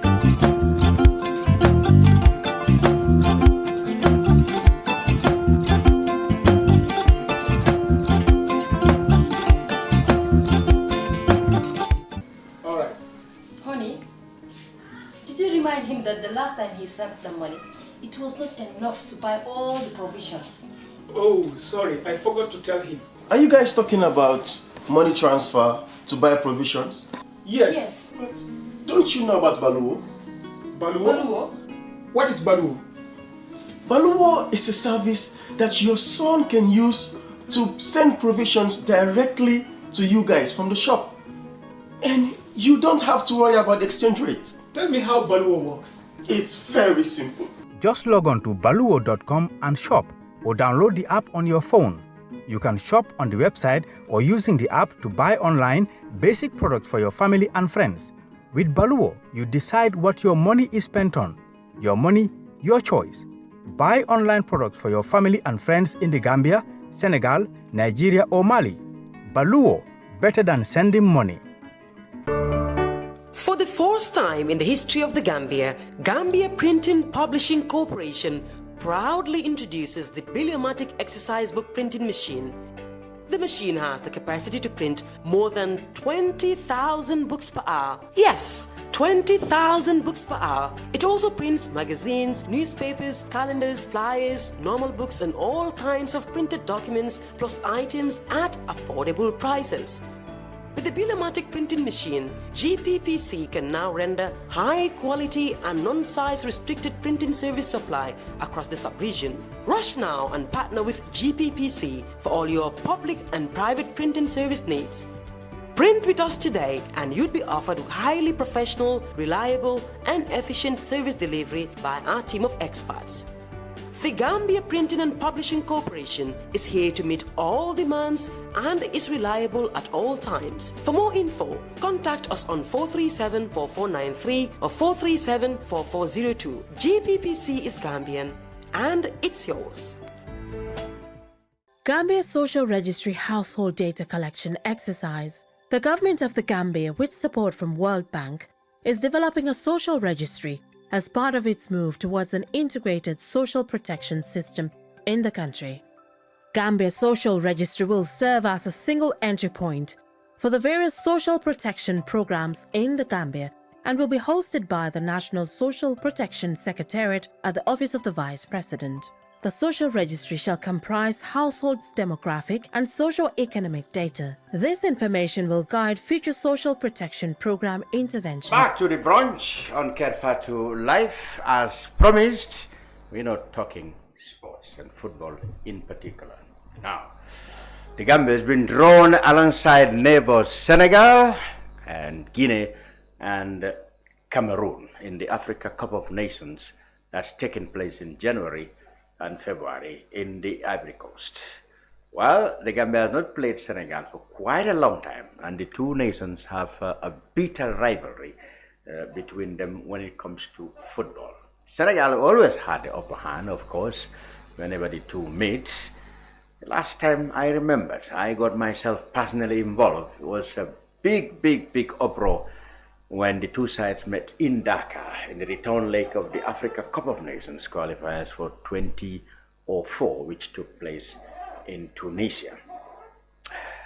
This time though, the two will open the match in January, I think January the 13th and the 15th. The draw has really attracted a lot of attention from both Gambia and Senegal. Senegal professional player and the leading light, of course, in Senegalese football, Mr. Saihou Mballow has spoken about it. He said, well, I have relatives in Guinea and I'm half Gambian. So this draw has really put me in a funny position. But that's football language off the pitch. We will see what will happen on the pitch. So I'm here in the studio with Musa Cisse. He is the president of the Sports Journalists Association of the Gambia and a former member of the, I hope now defunct, National Coordination Committee, which coordinated our last appearance in the Africa Cup of Nations in Cameroon. Baboucar Kamara is the Director of Communications at the Gambia Football Federation. He is with me. We were expecting, of course, Technical Director Sangdong, and he came on. yeah, well, they said he was here. Unfortunately, we didn't get his attention. However, gentlemen, welcome to the brunch. Thank you, Chan. Thank you for having us. Thank you for this, very, very crucial talking point in terms of qualification and back-to-back to an AFCON, which I really think that is going to generate a lot of interest and a lot of talking points as we wish to make even a more indelible mark in the African football history this time around. Let me ask, what has been your reaction when you have Senegal? When Senegal's name appeared in the draw to be in Group C, where we were already based with Guinea and Cameroon. Honestly, Thursday morning, I was sitting with some prominent government officials in Banjul, and we're talking about Musa, tonight's draw. I said yes. Said I think we're going to get Senegal. You know, in all honesty, I said it shouldn't be a problem if we get them, because it's football and you eventually have to meet along the way if you're going to progress in tournaments like this. And we'll be tired, what do I know? And I sat in my house watching the draw, and after the draw, the gentleman just reached out on the phone. Musa, I told you. I said yes, but I'm not surprised, because these are teams that you will have to play. Because of the groupings and whatever. Because at that level, I think there was Burkina Faso and another team that I thought we might be having. Mm-hmm. So when Senegal popped up, it wasn't a surprise to me. And with whatever is it that members of the Republic are talking about, Gambia and Senegal, I want to put on, if possible, a fans cap to talk about it, and then probably a journalistic or a seer observer status to talk about the match in between. But I don't want to take that fans position in talking about the game in between. Well, personally, I think why it is very good and very exciting, I think frankly it's a group that's going to be very difficult for the Gambia. I am not in any way demeaning or marginalizing the capacity of the Gambia. Of course, our boys are ready. We are technically, we always have an answer to challenges, even though there have been misgivings on some quarters that we could have done it better. And I'm sure that our boys are very much gingered and emboldened this time, having gone to the Africa Cup of Nations and come out quarter finalists. That is a starting point from which I think the boys have drawn enough inspiration to be motivated to go and face these lions, whether they are indomitable or they are teranga. So I'm hopeful that the boys will do their best, but I still remain that with the realization that it's a very, very, very tough challenge ahead. There is no Baboucar, single, sorry. I cross over to Baboucar from the GFF. Baboucar, put us through, how have been the reaction from the football house? Well, I think the first reaction we got was from the coach, who described it as a group of death, a group of death. Yeah. And I think, with all honesty, it is a group of death. Yeah. Equally, personally, man, I didn't want to meet Senegal this early in the tournament, but somebody was telling me that we'll definitely pull Senegal this time around. I was there with my brother when we were watching the draw home. I said, I see us beating Senegal. He said, but that's going to be tough. I said, yes, it's going to be tough. But equally, it's not bad for us to test our mettle against them. You know, even before the draw, most Gambians were calling for us to play against Senegal. Everybody wanted this. The last time Gambia and Senegal played in any game at A-team level was all the way back in 2008 of October, 11th of October 2008. That was the last time Gambia played against Senegal. It's been like, what, 15 years now? More than a decade and a half. In Dakar. So it's also a high time that Gambia play against Senegal. In as much as we've never defeated them in at a senior level, we have to also point out that Senegal has not equally defeated the Gambia for 20 years. The last time they defeated was in 2003. You know, the 3-1 score. Yeah, so history will be made, and I think they are the team also. With all fairness, they are the team to beat in the group. The indomitable Lions will always be there, but they are no longer the force that they used to be. But Senegal is the champion. Senegal is the defending champions, and I think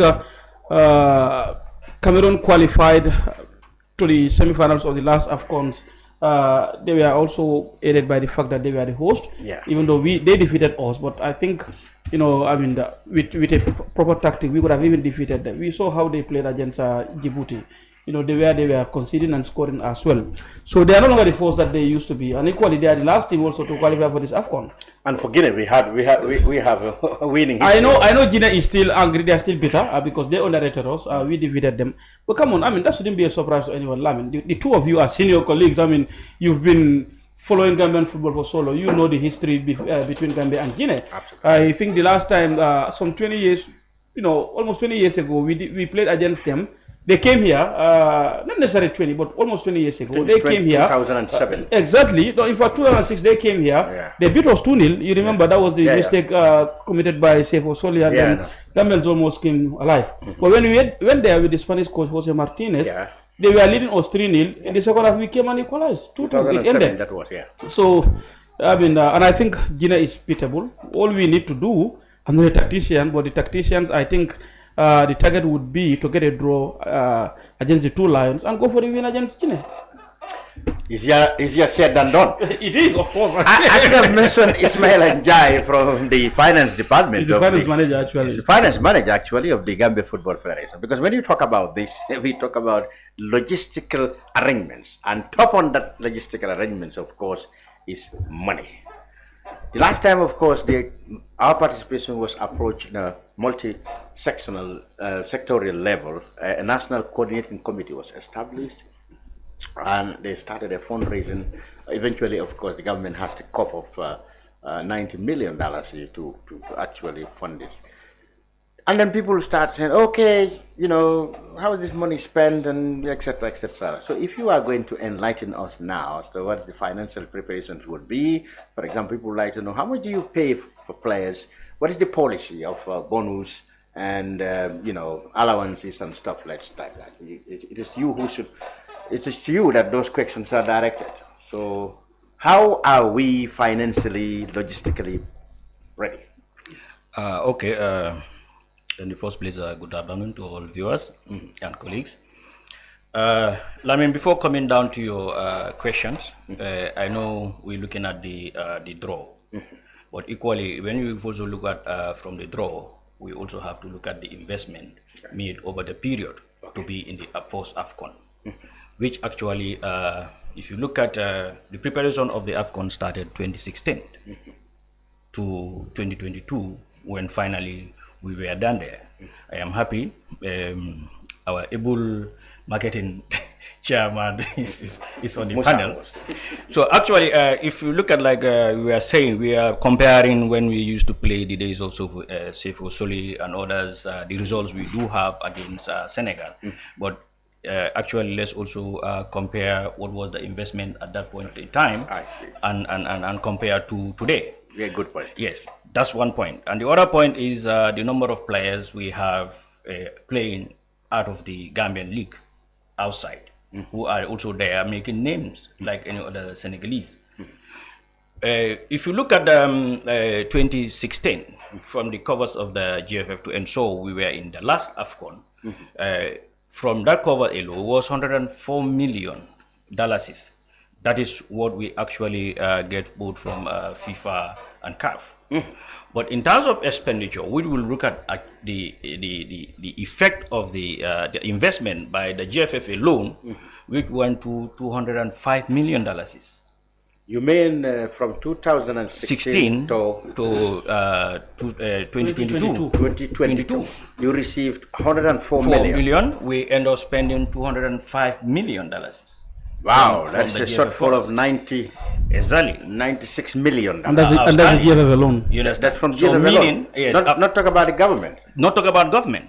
Where did this money go to? Where did it go to? This actually goes to if you follow the game, you will have what we call the travel of local teams when they are training within the Gambia at that point in time, and airfares for the A team itself, and the match officials, which we have to cater for their cost to be here, and also even the local coaches that we used to engage at that point in time. Because we didn't have the financial muscle to give them that full-time appointment. So we strategized to ensure they are based on seasonal appointment because engagement. And equally the logistic, and now the main consumption area, which was the camping of the A team alone, I mean, took the A team camping expenses for $30.62 million. And equally, the match bonus as at that period was $88.19 million, out of which the 73 million alone went to the A team for the match bonus regarding the AFCON qualifiers and the AFCON matches. So eventually that will left GFF accumulatively with the loans we are taking from the bank to 2022, leaving us a deficit of $68 million to be foot by the GFF. You know, wow. And then people were wondering what happened to the contribution of the Gambia government. Actually, in the Gambia government from that period to 2022, from our own books, because we have a separate bank account for them where the funds are actually remitted to, and when they are disposed, then the returns are made. How much did they give to National Sports Council? This period on the review? And during the period on the review, Gambia government will receive $29.88 million. The highest was the 14. That was 29.88 million, which we received from our accounts, because some of the funds they were not spending from our area, so we cannot account for those ones. We can only account for those that are directly paid to our accounts and put in by review by our auditors, our finance committees. So it looks like when you talk to the government, they will say they've spent over 100 million. Of course, I mean, even the AFCON alone, Chang, as you rightly mentioned, the government of the Gambia spent 90 million, which was not directly paid to the GFF. So that's the point. That's the point he's trying to make, because it's only now that the government is paying directly to the GFF to administer the disbursement of the funds. There was a point in time they were the ones that were disbursing the funds directly for themselves. You understand? And then the 90 million for the AFCON is not even part of that. So it has to be commended that the government also, I mean, is doing it best. But then football is very, very expensive, because even the last AFCON alone, now in terms of match bonuses, after our participation in the AFCON, the GFF had to go and take a bank loan of 35 million to pay match bonus to the players. Because when they secured the win against Guinea, that particular match bonus was paid by the Gambia Football Federation. But you know, before the game, the minister made a pledge that if they qualify, they will get $10,000, and that $10,000 was different from the actual match bonus that was already in place. And the match bonus, I think, was about 8,600 euro if they qualify to the quarterfinals. So both the minister's pledge and that one, I mean, they were paid by the GFF. So I mean, and that has definitely. The minister made the pledge. Government should have paid that. Well, I mean, it was passed on to us. You should go after the president. Go after the minister. On a serious note, Champ. On a serious note, of course, these are things that we have to take seriously, because it's not a joke that these pledges were made to motivate the players to make sure that we go to the next level. And whilst that's attained, it was the wish wishes and hopes of everyone who was there in that room, in that place, to make sure that that's achieved. And that was achieved. So the problem was now how to get that money. How to fulfill the promise. Yes, but the other thing that also came about in that is that, I mean, I think in hindsight, we're all the most brilliant of geniuses when it comes to, you know, I mean, these things. In hindsight, you look back and say, yeah, we wanted to take that, I mean, that, how to call it, I mean, the prize money at that level to pay the players, which wasn't meant for it. That's different completely, because you're not surprised that people are asking where's the, even government is asking about where is the money, the prize money that, I mean, CAF gave to Gambia for finishing the Gambia Football Federation. I think that's a different ball game completely. That is not something that is supposed to be even mentioned or talked about. We're talking now about the minister made a pledge that $10,000. Which was fulfilled, yes. Yeah, but he's trying to say that that was done by the GFF. I'm asking by the ministry. By the ministry. The ministry or the GFF paid? Well, the GFF ended up paying it. Ended up paying it? The finance manager, yeah, that's what I'm saying. He administered the disbursement of those funds. So the GFF ended up paying those two plus the one they had on the policy, $8,000. Yes, Mr. Cham. So $18,000 each player got from the Guinea match. And all that's borne by the GFF. Actually, Mr. Cham, to be honest, these are one of the major constraints the GFF goes through. Because now, if you look at an overall advance accumulatively in terms of our outstanding facility of $65 million, and so we're able to cope the expenditures of the national team. And you can see from year one, from 2016 to 2022, our deficit was increasing on a yearly basis. Because people, we have to understand one thing. Yes, people argue FIFA gave money to the GFF, but when does that money start coming? And how much is involved in real sense? And what is the percentage effect of what they are giving to us in terms of our national team? The FIFA money, which is the travel solidarity, start coming into GFF 2018. If you look at our audited and statistic, in 2016 we only received $500,000 from the government. In 2017 there was nothing, and then in that 2016-2017 we did not have anything like travel support of FIFA, because the travel support actually started coming in 2018. And the other aspect is now, whether we like it or not, we as a nation has to face the reality. Performance goes with cost, because last time you used to pay them 3,000 euros, 2,000 euros during the qualifiers, for example, and when they went to AFCON, that was little bit increased. And now the tariff that they proposed, which when we put all these things together, I'm so worried. Where are we going to get money? Because if our tariff was $3,000, now you are looking at $5,000, $10,000 for match bonus per stage. How are we going to raise that? And to add, you see, Cam, I want to elaborate on that. But before even that, at some stage, we have to go all the way back to 2014, up to when Hadram Sidibe was appointed as the Minister of Youth and Sport in somewhere, I think 2018. Yeah, the government did not spend a dime on the GFF. Exactly.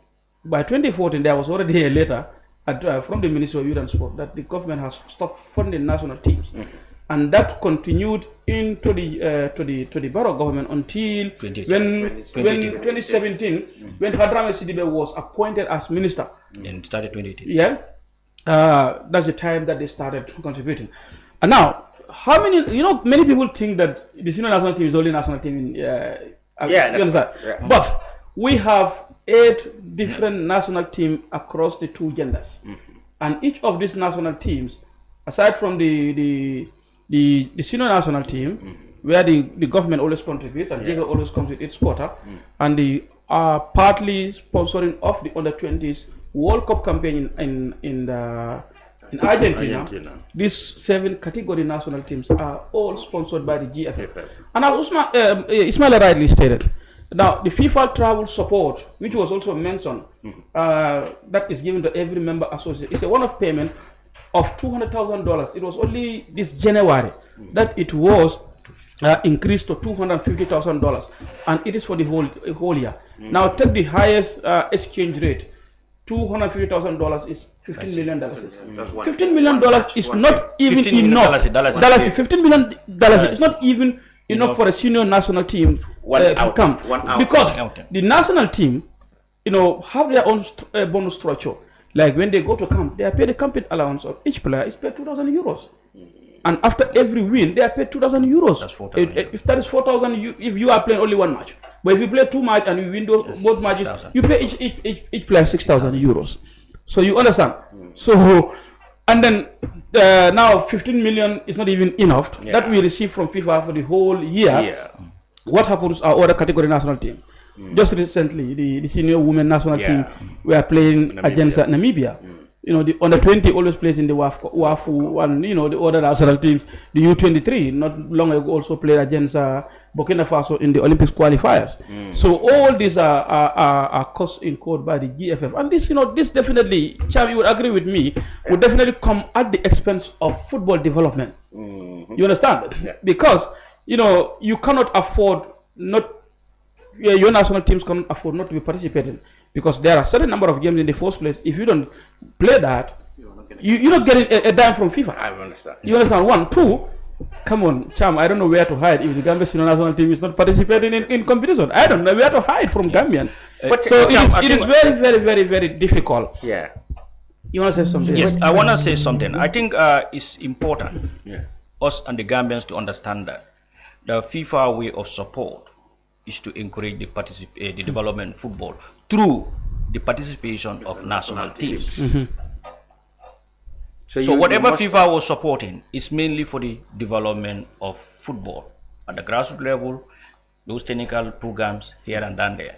Now, if we are in 2022, if we have a facility loan of 65 million just to ensure we are able to cope with the variance difference from 2016 to 2022, meaning now take 65 million from our total operational cost. Our total operational cost is $1 million.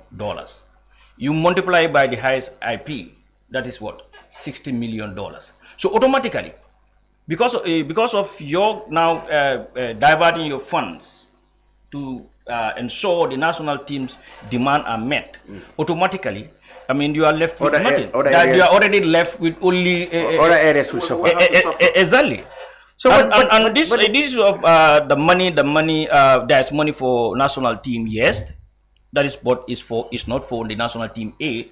We have 8 categories, and if these 8 categories by regulation, we should have only spent $1.8 per national team. Can 1.8 million? Which is not even enough for one round of qualifiers. Exactly. It's an expense. And Cham, to add on to that, you have to understand that all these national teams have a full technical staff. And this technical staff are employed by the GFF and paid by the GFF. And the head coach, Tom Samfeet, who has been appointed since 2018 to today, the Gambia Football Federation continues to pay his salary.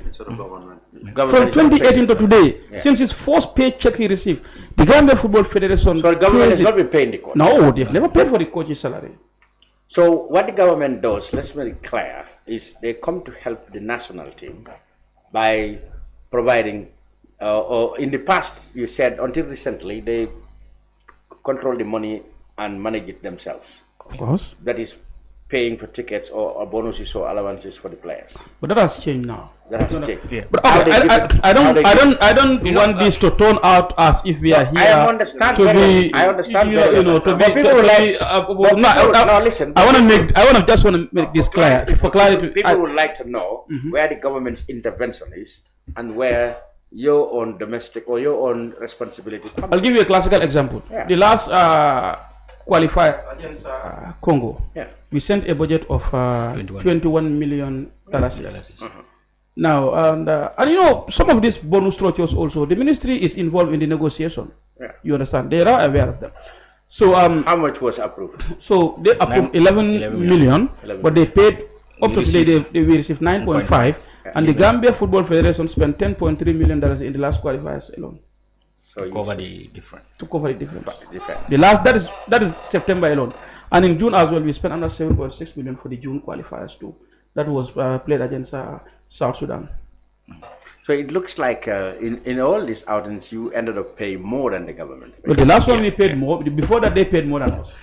Cham, government has a lot of things to do. I know. I mean, we know government has its constraints as well. So now, and people will raise, why apart from government has football not been able to raise funds? I think for because me, in many countries, yes, they don't even depend on government. Okay, football depend on other sources of revenue. Why is it impossible in the Gambia? This is a very, very good question, and I'm going to give you a very personal opinion as my answer.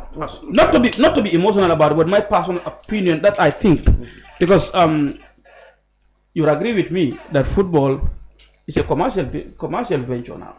You understand? I mean, we should go beyond corporate social responsibility. We have to get into commercial. I mean, commercialization of the sport. But now, I mean, since January, we appointed a commercial manager to go out there to get sponsorship for the GFF. But up to today, we don't have a single one. You understand? And some of the reasons is that because there is this belief outside that the GFF has all the money in the world and that, you know, they are mismanaging funds. So I think also the politics of it, especially on social media, the campaign that has been going is affecting football sponsorship in the country. Because look, does it affect the reputation of the GFF? Of course, that's what I wanted to mention. Because if you don't have the reputation that people don't see you as to be trustworthy, you think they're going to invest your money into you? But how do you work around that for people to get? Well, and I think, unfortunately, okay, yes, that's what we are doing now. But unfortunately, that's what we do now. But unfortunately, also, I mean, this negative image of football is being created from within the stakeholders. Yeah, because they have opposition camps. Exactly, and I think when time comes for politics, let's do the politics. But when it's over, I mean, look at El Hadji Diouf. El Hadji Diouf was one of the fiercest critics of the Senegalese Football Federation. Are they not working together for the interest of football today? What has it yielded them? A first AFCON title. So you are suffering what the central government is suffering from unfair criticism, criticisms and malicious castigations everywhere. Okay, to add on what Bauer said about the issue of sponsorship, I think the GFF and the National Sports Council, we have a critical role to play here. Cham, we have to be realistic. GFF financial statements are always sent to the National Sports Council and also uploaded on our website. And they are also invited to AGMs of the GFF. It would be good if the GFF and the National Sports Council comes together, both the Secretariat of the National Sports Council and the GFF Secretariat comes together. We go alongside to platforms and say, hey, you know what? This is actually what we have spent, and this is what GFF has spent. It's not what you're thinking. It's not what you're making of. It's not what you're making of. But now, if people there are saying GFF has enough, our main counterpart, the National Sports Council, knows how much we receive because it's clearly spelled in our financial statement. We categorize, in fact, we separate the funds of the expenditure for national teams by category of the GFF funding and the government funding. And we also indicate how much we received. Like like Babgar is saying now, that is gradually being enhanced. Being enhanced now, we have to stop spending on different lines. We have to align. The Sports Council, the ministry, whatever they're able to raise for football, let it be sent to the GFF because there is a special account for government. So that we as stakeholders, including the National Sports Council and the ministry, will always have a clear view of the total expenditures that has been made in football. And maybe this also can change the mindset of the people. If not, what is happening is everybody is sitting at your corner trying to look for ownership and achievement.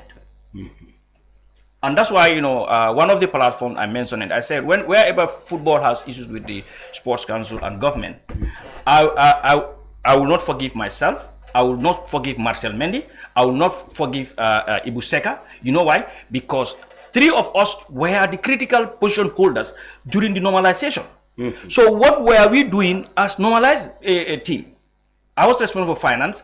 They were responsible for administration and the logistic and the governance aspect. Why would we now separate that football now is running at its normal route, and we are not willing to see on eye-to-eye basis? Because for me, that's the way I've seen it. I would encourage both the GFF, the Sports Council, to look into the interest of our athletes. Well, it's interesting. We were meant to do justice to the draw, but the financial aspects actually have. It's important to talk about this because you see, I always hear Ibufai says this, and it's true. He says success brings what challenges. Yeah, and then you expect that the cost of this AFCON is going to be far more than the last one. So from because the players are at a position where they can bargain. Yeah. And you know they've already started bargaining. So they've already sent in their proposals. From what we have had, how much money, well, unofficially, of course, in our opinion, you think will have to be raised? Before we talk about, the official Ismail would be in a better position to talk about it. But because what's important is the sponsorship of national teams. You know, affluent societies, governments, countries don't talk about money because it's already there. Yeah, I mean, people queue, businesses queue in Senegal. Businesses queue to support football or big I don't know about Senegal. In the Gambia, it doesn't happen. In the Gambia, it doesn't. You have to go and knock on doors and ask people to come in. And whilst others come in, others don't even want to associate. He said one of the reasons is the perception that GFF has a lot of money. That's a fallacy. But actually, that's not the case. You know that's a fallacy. So let's not even talk about it because there's no money out there. So, and I mean, as Babakar mentioned, the politics against the GFF is too aggressive. Let's call it spade a spade. It's too aggressive negatively that is not helpful to GFF, it's not helpful to our football. And this is bad, and it's catching up with us. At this moment in time, when success of this magnitude has caught up with GFF, we expect businesses to line up, to identify themselves with the national team who's going to carry them all over the world. The seeds have been sown in Cameroon, during the last AFCON, to see how best we can carry some of these businesses along. There are businesses who knew what the value is. There are businesses who are still yet to discover why do I have to come, why do I have to give the national team this much amount of money? And you still have it, yes. Because I think I'm very much. Businesses often ask, what do I get back? Yeah, but this is what I'm talking about. I mean, I would not want to think that there is a business person out there who wants to think that what do I get in return as a sponsor or a supporter of a national team. That's all over the world. But I think the marketing arm of the marketing arm of the federation, and of course, perhaps needs to also gear up to really work in return, to really be prepared. Even if they cannot, they have to allow people to do that for them, because it's in the interest of the game, it's the interest of the country, it's in the interest of the businesses, so that we can attract more people, more businesses to come forward. Restrictions have to be taken aside, but there are simple and clear rules in which we have to also adhere to make sure that businesses would come running towards the national team, so that we can take them to places, and that needs to be seen seriously. You know, businesses will say, okay, in other countries there's a big publicity, media, fanfare surrounding football. Everything football get big attention in the media, and then the businesses are attracted to really identify themselves with it. We haven't got that, because you know why? Even Babakar will excuse me. Even in our quest to sell our football, some people are still soiling the football. The good football we're talking about, the good results we're talking about, but that's okay. Be a fan, and you're free to support whoever or whatever you want, which is fine.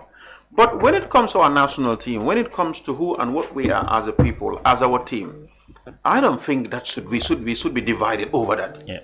Okay, let's stay. Let's stay with the business. How to attract funding other than government funding, because that's where the problem is now.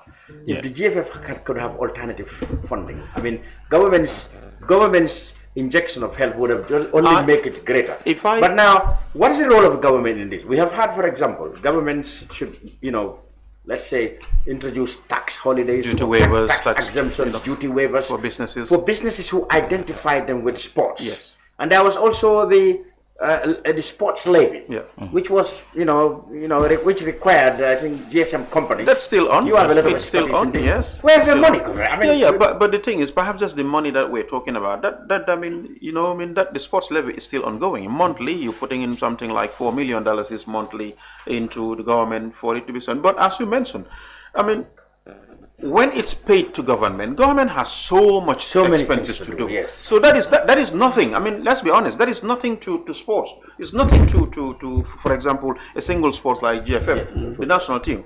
And I mean, how many national teams or sports that the minister had to take care of? So when we talk about this, you mentioned about the sponsorship. And I think this is an area which I think we need to dilate on and specifically talk about, because there's 110 things that are possible, but there are equally 110 things that are not possible in Gambia. Because we're talking about Gambia, it's not Senegal, it's not any size of our economy. It is small one. Yes, we have to be honest. The lack of capital, and there is not that competition. The industries that you can list.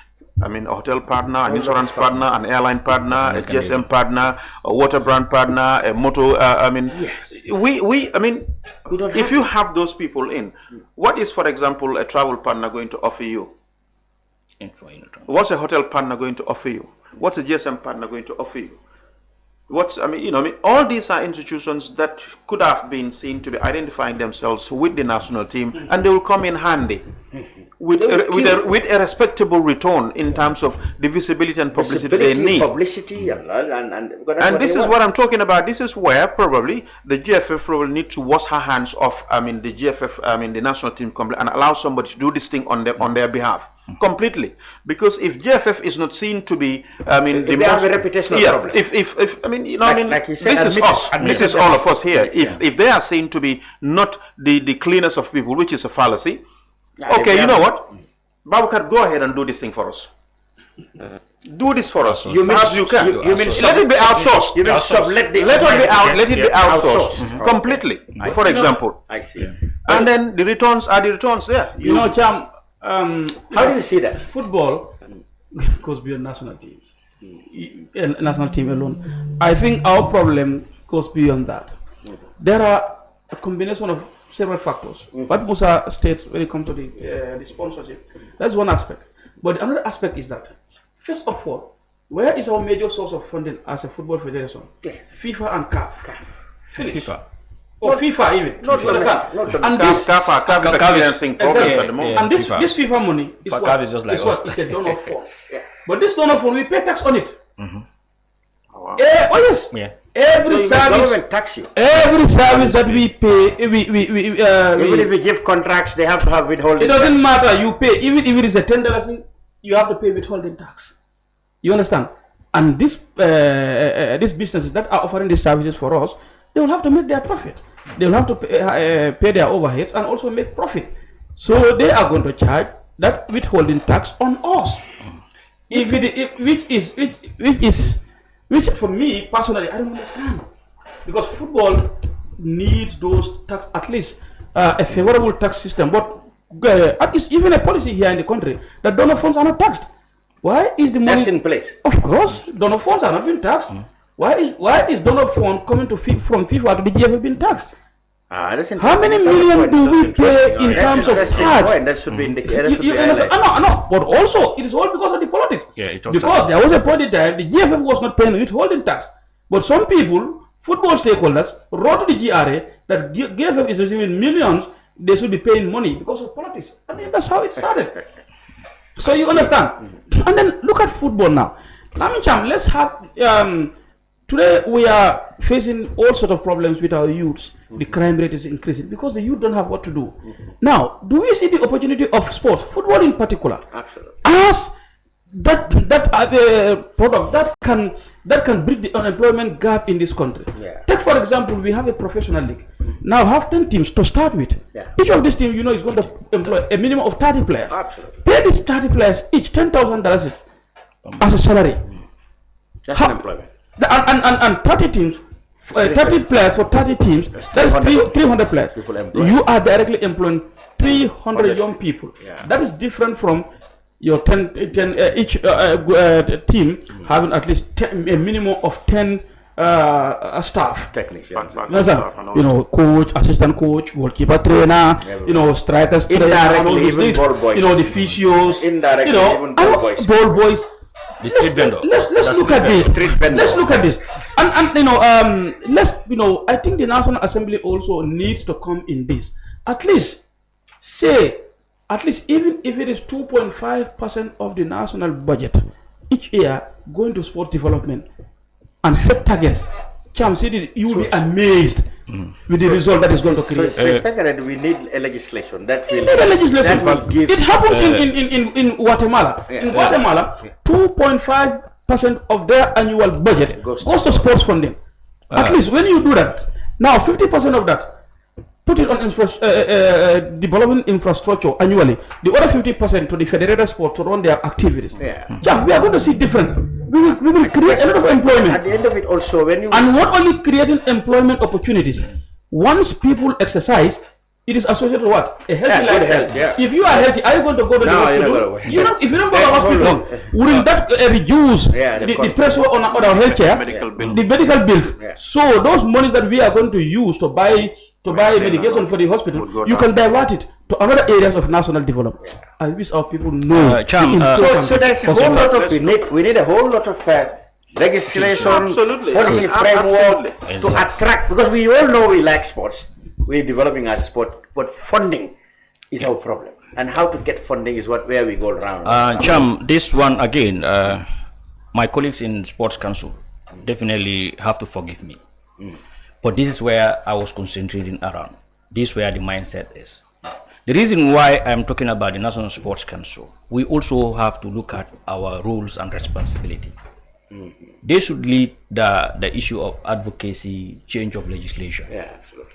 Now, this is why I said, if we are, if the regulatory body is interested in implementation, like the implementing body, now what will happen is, instead of moving forward, we'll be fighting over conflict of interest.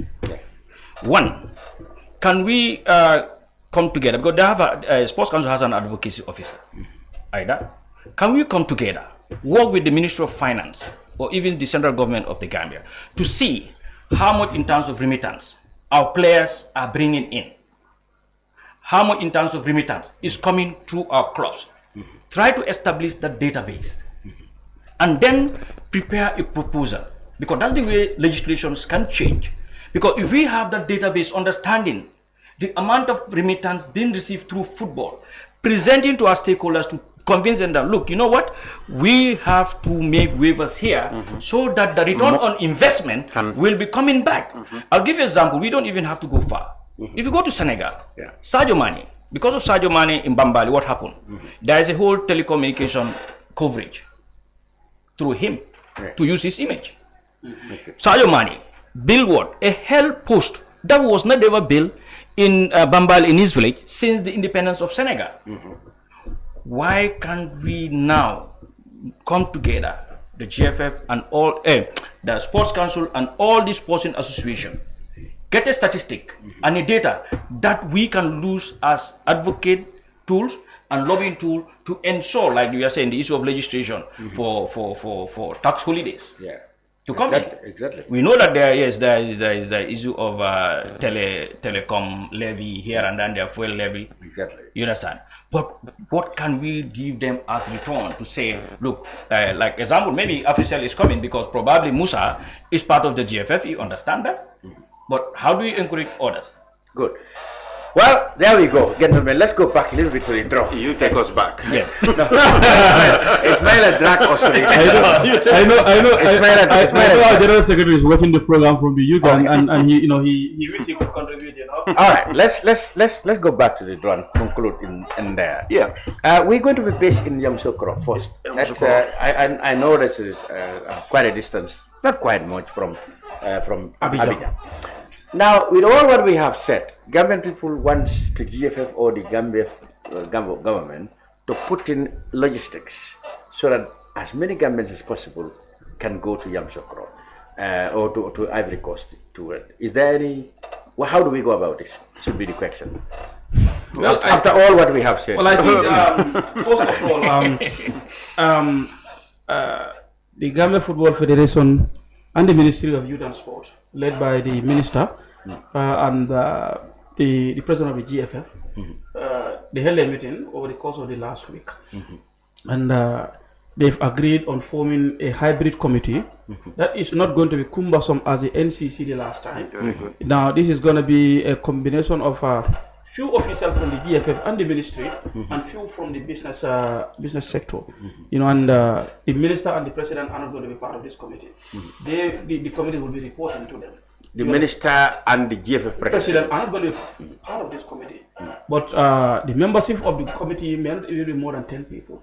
So first they have to identify these people and launch the committee, see how they can tap the resources. The only way it can be done is that it has to be done through the ministry contributing some part, the GFF, and the general public. You understand? Because I understand even the ministry did well in trying to put at least, you know, a large chunk of the AFCON budget on the national budget for 2023. But when there were budget, how do they even call it? Bilateral. When they went for the bilateral, I understand. I mean, and I saw it that what the Ministry of Finance approved for the AFCON. I mean, it's unbelievable. It's negligible. It's unbelievable. It's unbelievable. It doesn't even take you more than one match. You understand?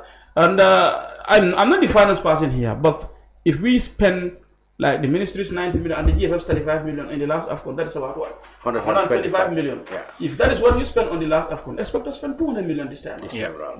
You understand? Where does that money come from? The GFF is in red. You know, I mean, government, you know, with everything been said and done, also they have their own challenges when it comes to finances. In fact, at the moment they're working on this, how to call it, bicentenary celebration. Yesterday I saw a proposal of Gingerbread. I saw a proposal from State Mati Jawo, and that this was a proposal that you know, my finance manager was advocating for. We have about what, 2 million Gambians. Let's say every Gambian contributes $5. Let's say $10. They almost did it in Senegal in 1986. Is that 1 million? I mean, talking about. They almost did it in Senegal in 1986. And somebody told me, you know, when I was coming from the US, there is this guy, you know, he's an elderly person. You know, we joined the same flight. So he told me when Senegal first qualified for the AFCON. 86. I'm telling you. He said Gambia contributed. Yeah, that could have been. So and that's news to me. The fever could have gone, So you see. So he said it's time to pay back. He said we should go back to Senegal. I don't expect that. But on a serious note, that's Kerr controversies. You know, on a serious note, I think. I mean, I've been thinking on my own for the marketing of, I mean, and how to raise funds. Last time because it was the first time of that magnitude, of course, we could have done a lot more. And I think probably it might be perfected this time in terms of what we need to do. Because, you know, I mean, there's a little bit of, I don't want to use the word hypocrisy in our football, but if you look at the amount of interest that the public had when talking about football, our game, and I mean, when it's time for you to participate in that game, you don't exist. Yeah, that's right. Yeah, you don't exist. You disappear. Should we? So, but I'm thinking that this time around, hopefully, from Basse down to Banjul. Not 2 million. Let's just have 1 million. Let's just put 1 million. I mean, adults or whatever you are. Just give us $100. Yeah, that's all we need. Put our money where our mouth. Just give us $100, and then we're fine. Could we then start? You know, take the philosophy and policy and start a massive campaign to appeal to the people in the public sector, in those who are employed in the private and the public sector, to contribute $100 a month from now against January. I mean, this cannot be done. I hope, as Babukar mentioned, hopefully, because the sooner the teams comes out and then start the work, the better for everyone. Yeah. The sensitization. Yeah, you mean the committee that the committee is talking about, because not as the NCC. The NCC was a huge, I think what we need to do is a good idea, and as a way of fundraising, is to, as Mati said, to get Gambians to donate. No, if you don't donate on what belongs to you, where do you donate? The logistics can work out. People who are in employment can straight away get deducted from their source of revenue. That will be easy. And then the public can also have donation boxes at This places time, where they are safe this to time go? around, we want to advocate. I don't know. Why am I saying we want to advocate? Or am I part of it? Are you part of the committee? No, you're part of football. You are part of football. You are part of it. All right, I'm jumping. We would make sure every single adult Gambian, and this is what we should all think about. Yeah. Adult Gambian, give us just $100. Yeah. Just $1 million. That's $100 million. That's going to go a long way. Yep. That's all we need. Gentlemen, I think we have done justice to both the logistics and the grouping and the group that's kept us talking since yesterday or day before yesterday. I want to add something before we wrap up. I was at the last AFCON. We were together. We were together for the whole 1 month. Yeah. You know, he went to Eterab, unfortunately. He was quarantined, you know. That was a good one. I know about it. This morning, the coach sent me some pictures and videos of the hotel that we will be based, and the training grounds, and the stadium facilities. I think Ivory Coast is ready to host the AFCON. Cameroon was never ready. Cameroon was never ready. Where they took us? Yeah. Come on. My house in Tarini is more comfortable than that. And they called the Ivory hotel. Coast ready. Ivory Coast is ready to definitely, because I saw the hotel. Yeah. Amazing. Training grounds, top notch. I mean, the stadiums, fantastic. I think Ivory Coast is definitely ready to host Africa. But Cameroon was never ready. I mean, Demba was better, but even remember when he went to Bafokeng. Forget it. Right. So you are really warming, our appetite for January in Ivory Coast. So, gentlemen, thank you very much for coming on the brunch. Ismaila Njar from Finance Manager at the Football Federation, Musa, President of the Sport Journalists Association, Babakar Kamara, Director of Marketing and Communications at the JFF. Thank you all, and we will come here more time to talk about our preparations for the AFCON in January in the Ivory Coast. Good luck to the Gambia. We'll be back next week with more brunch.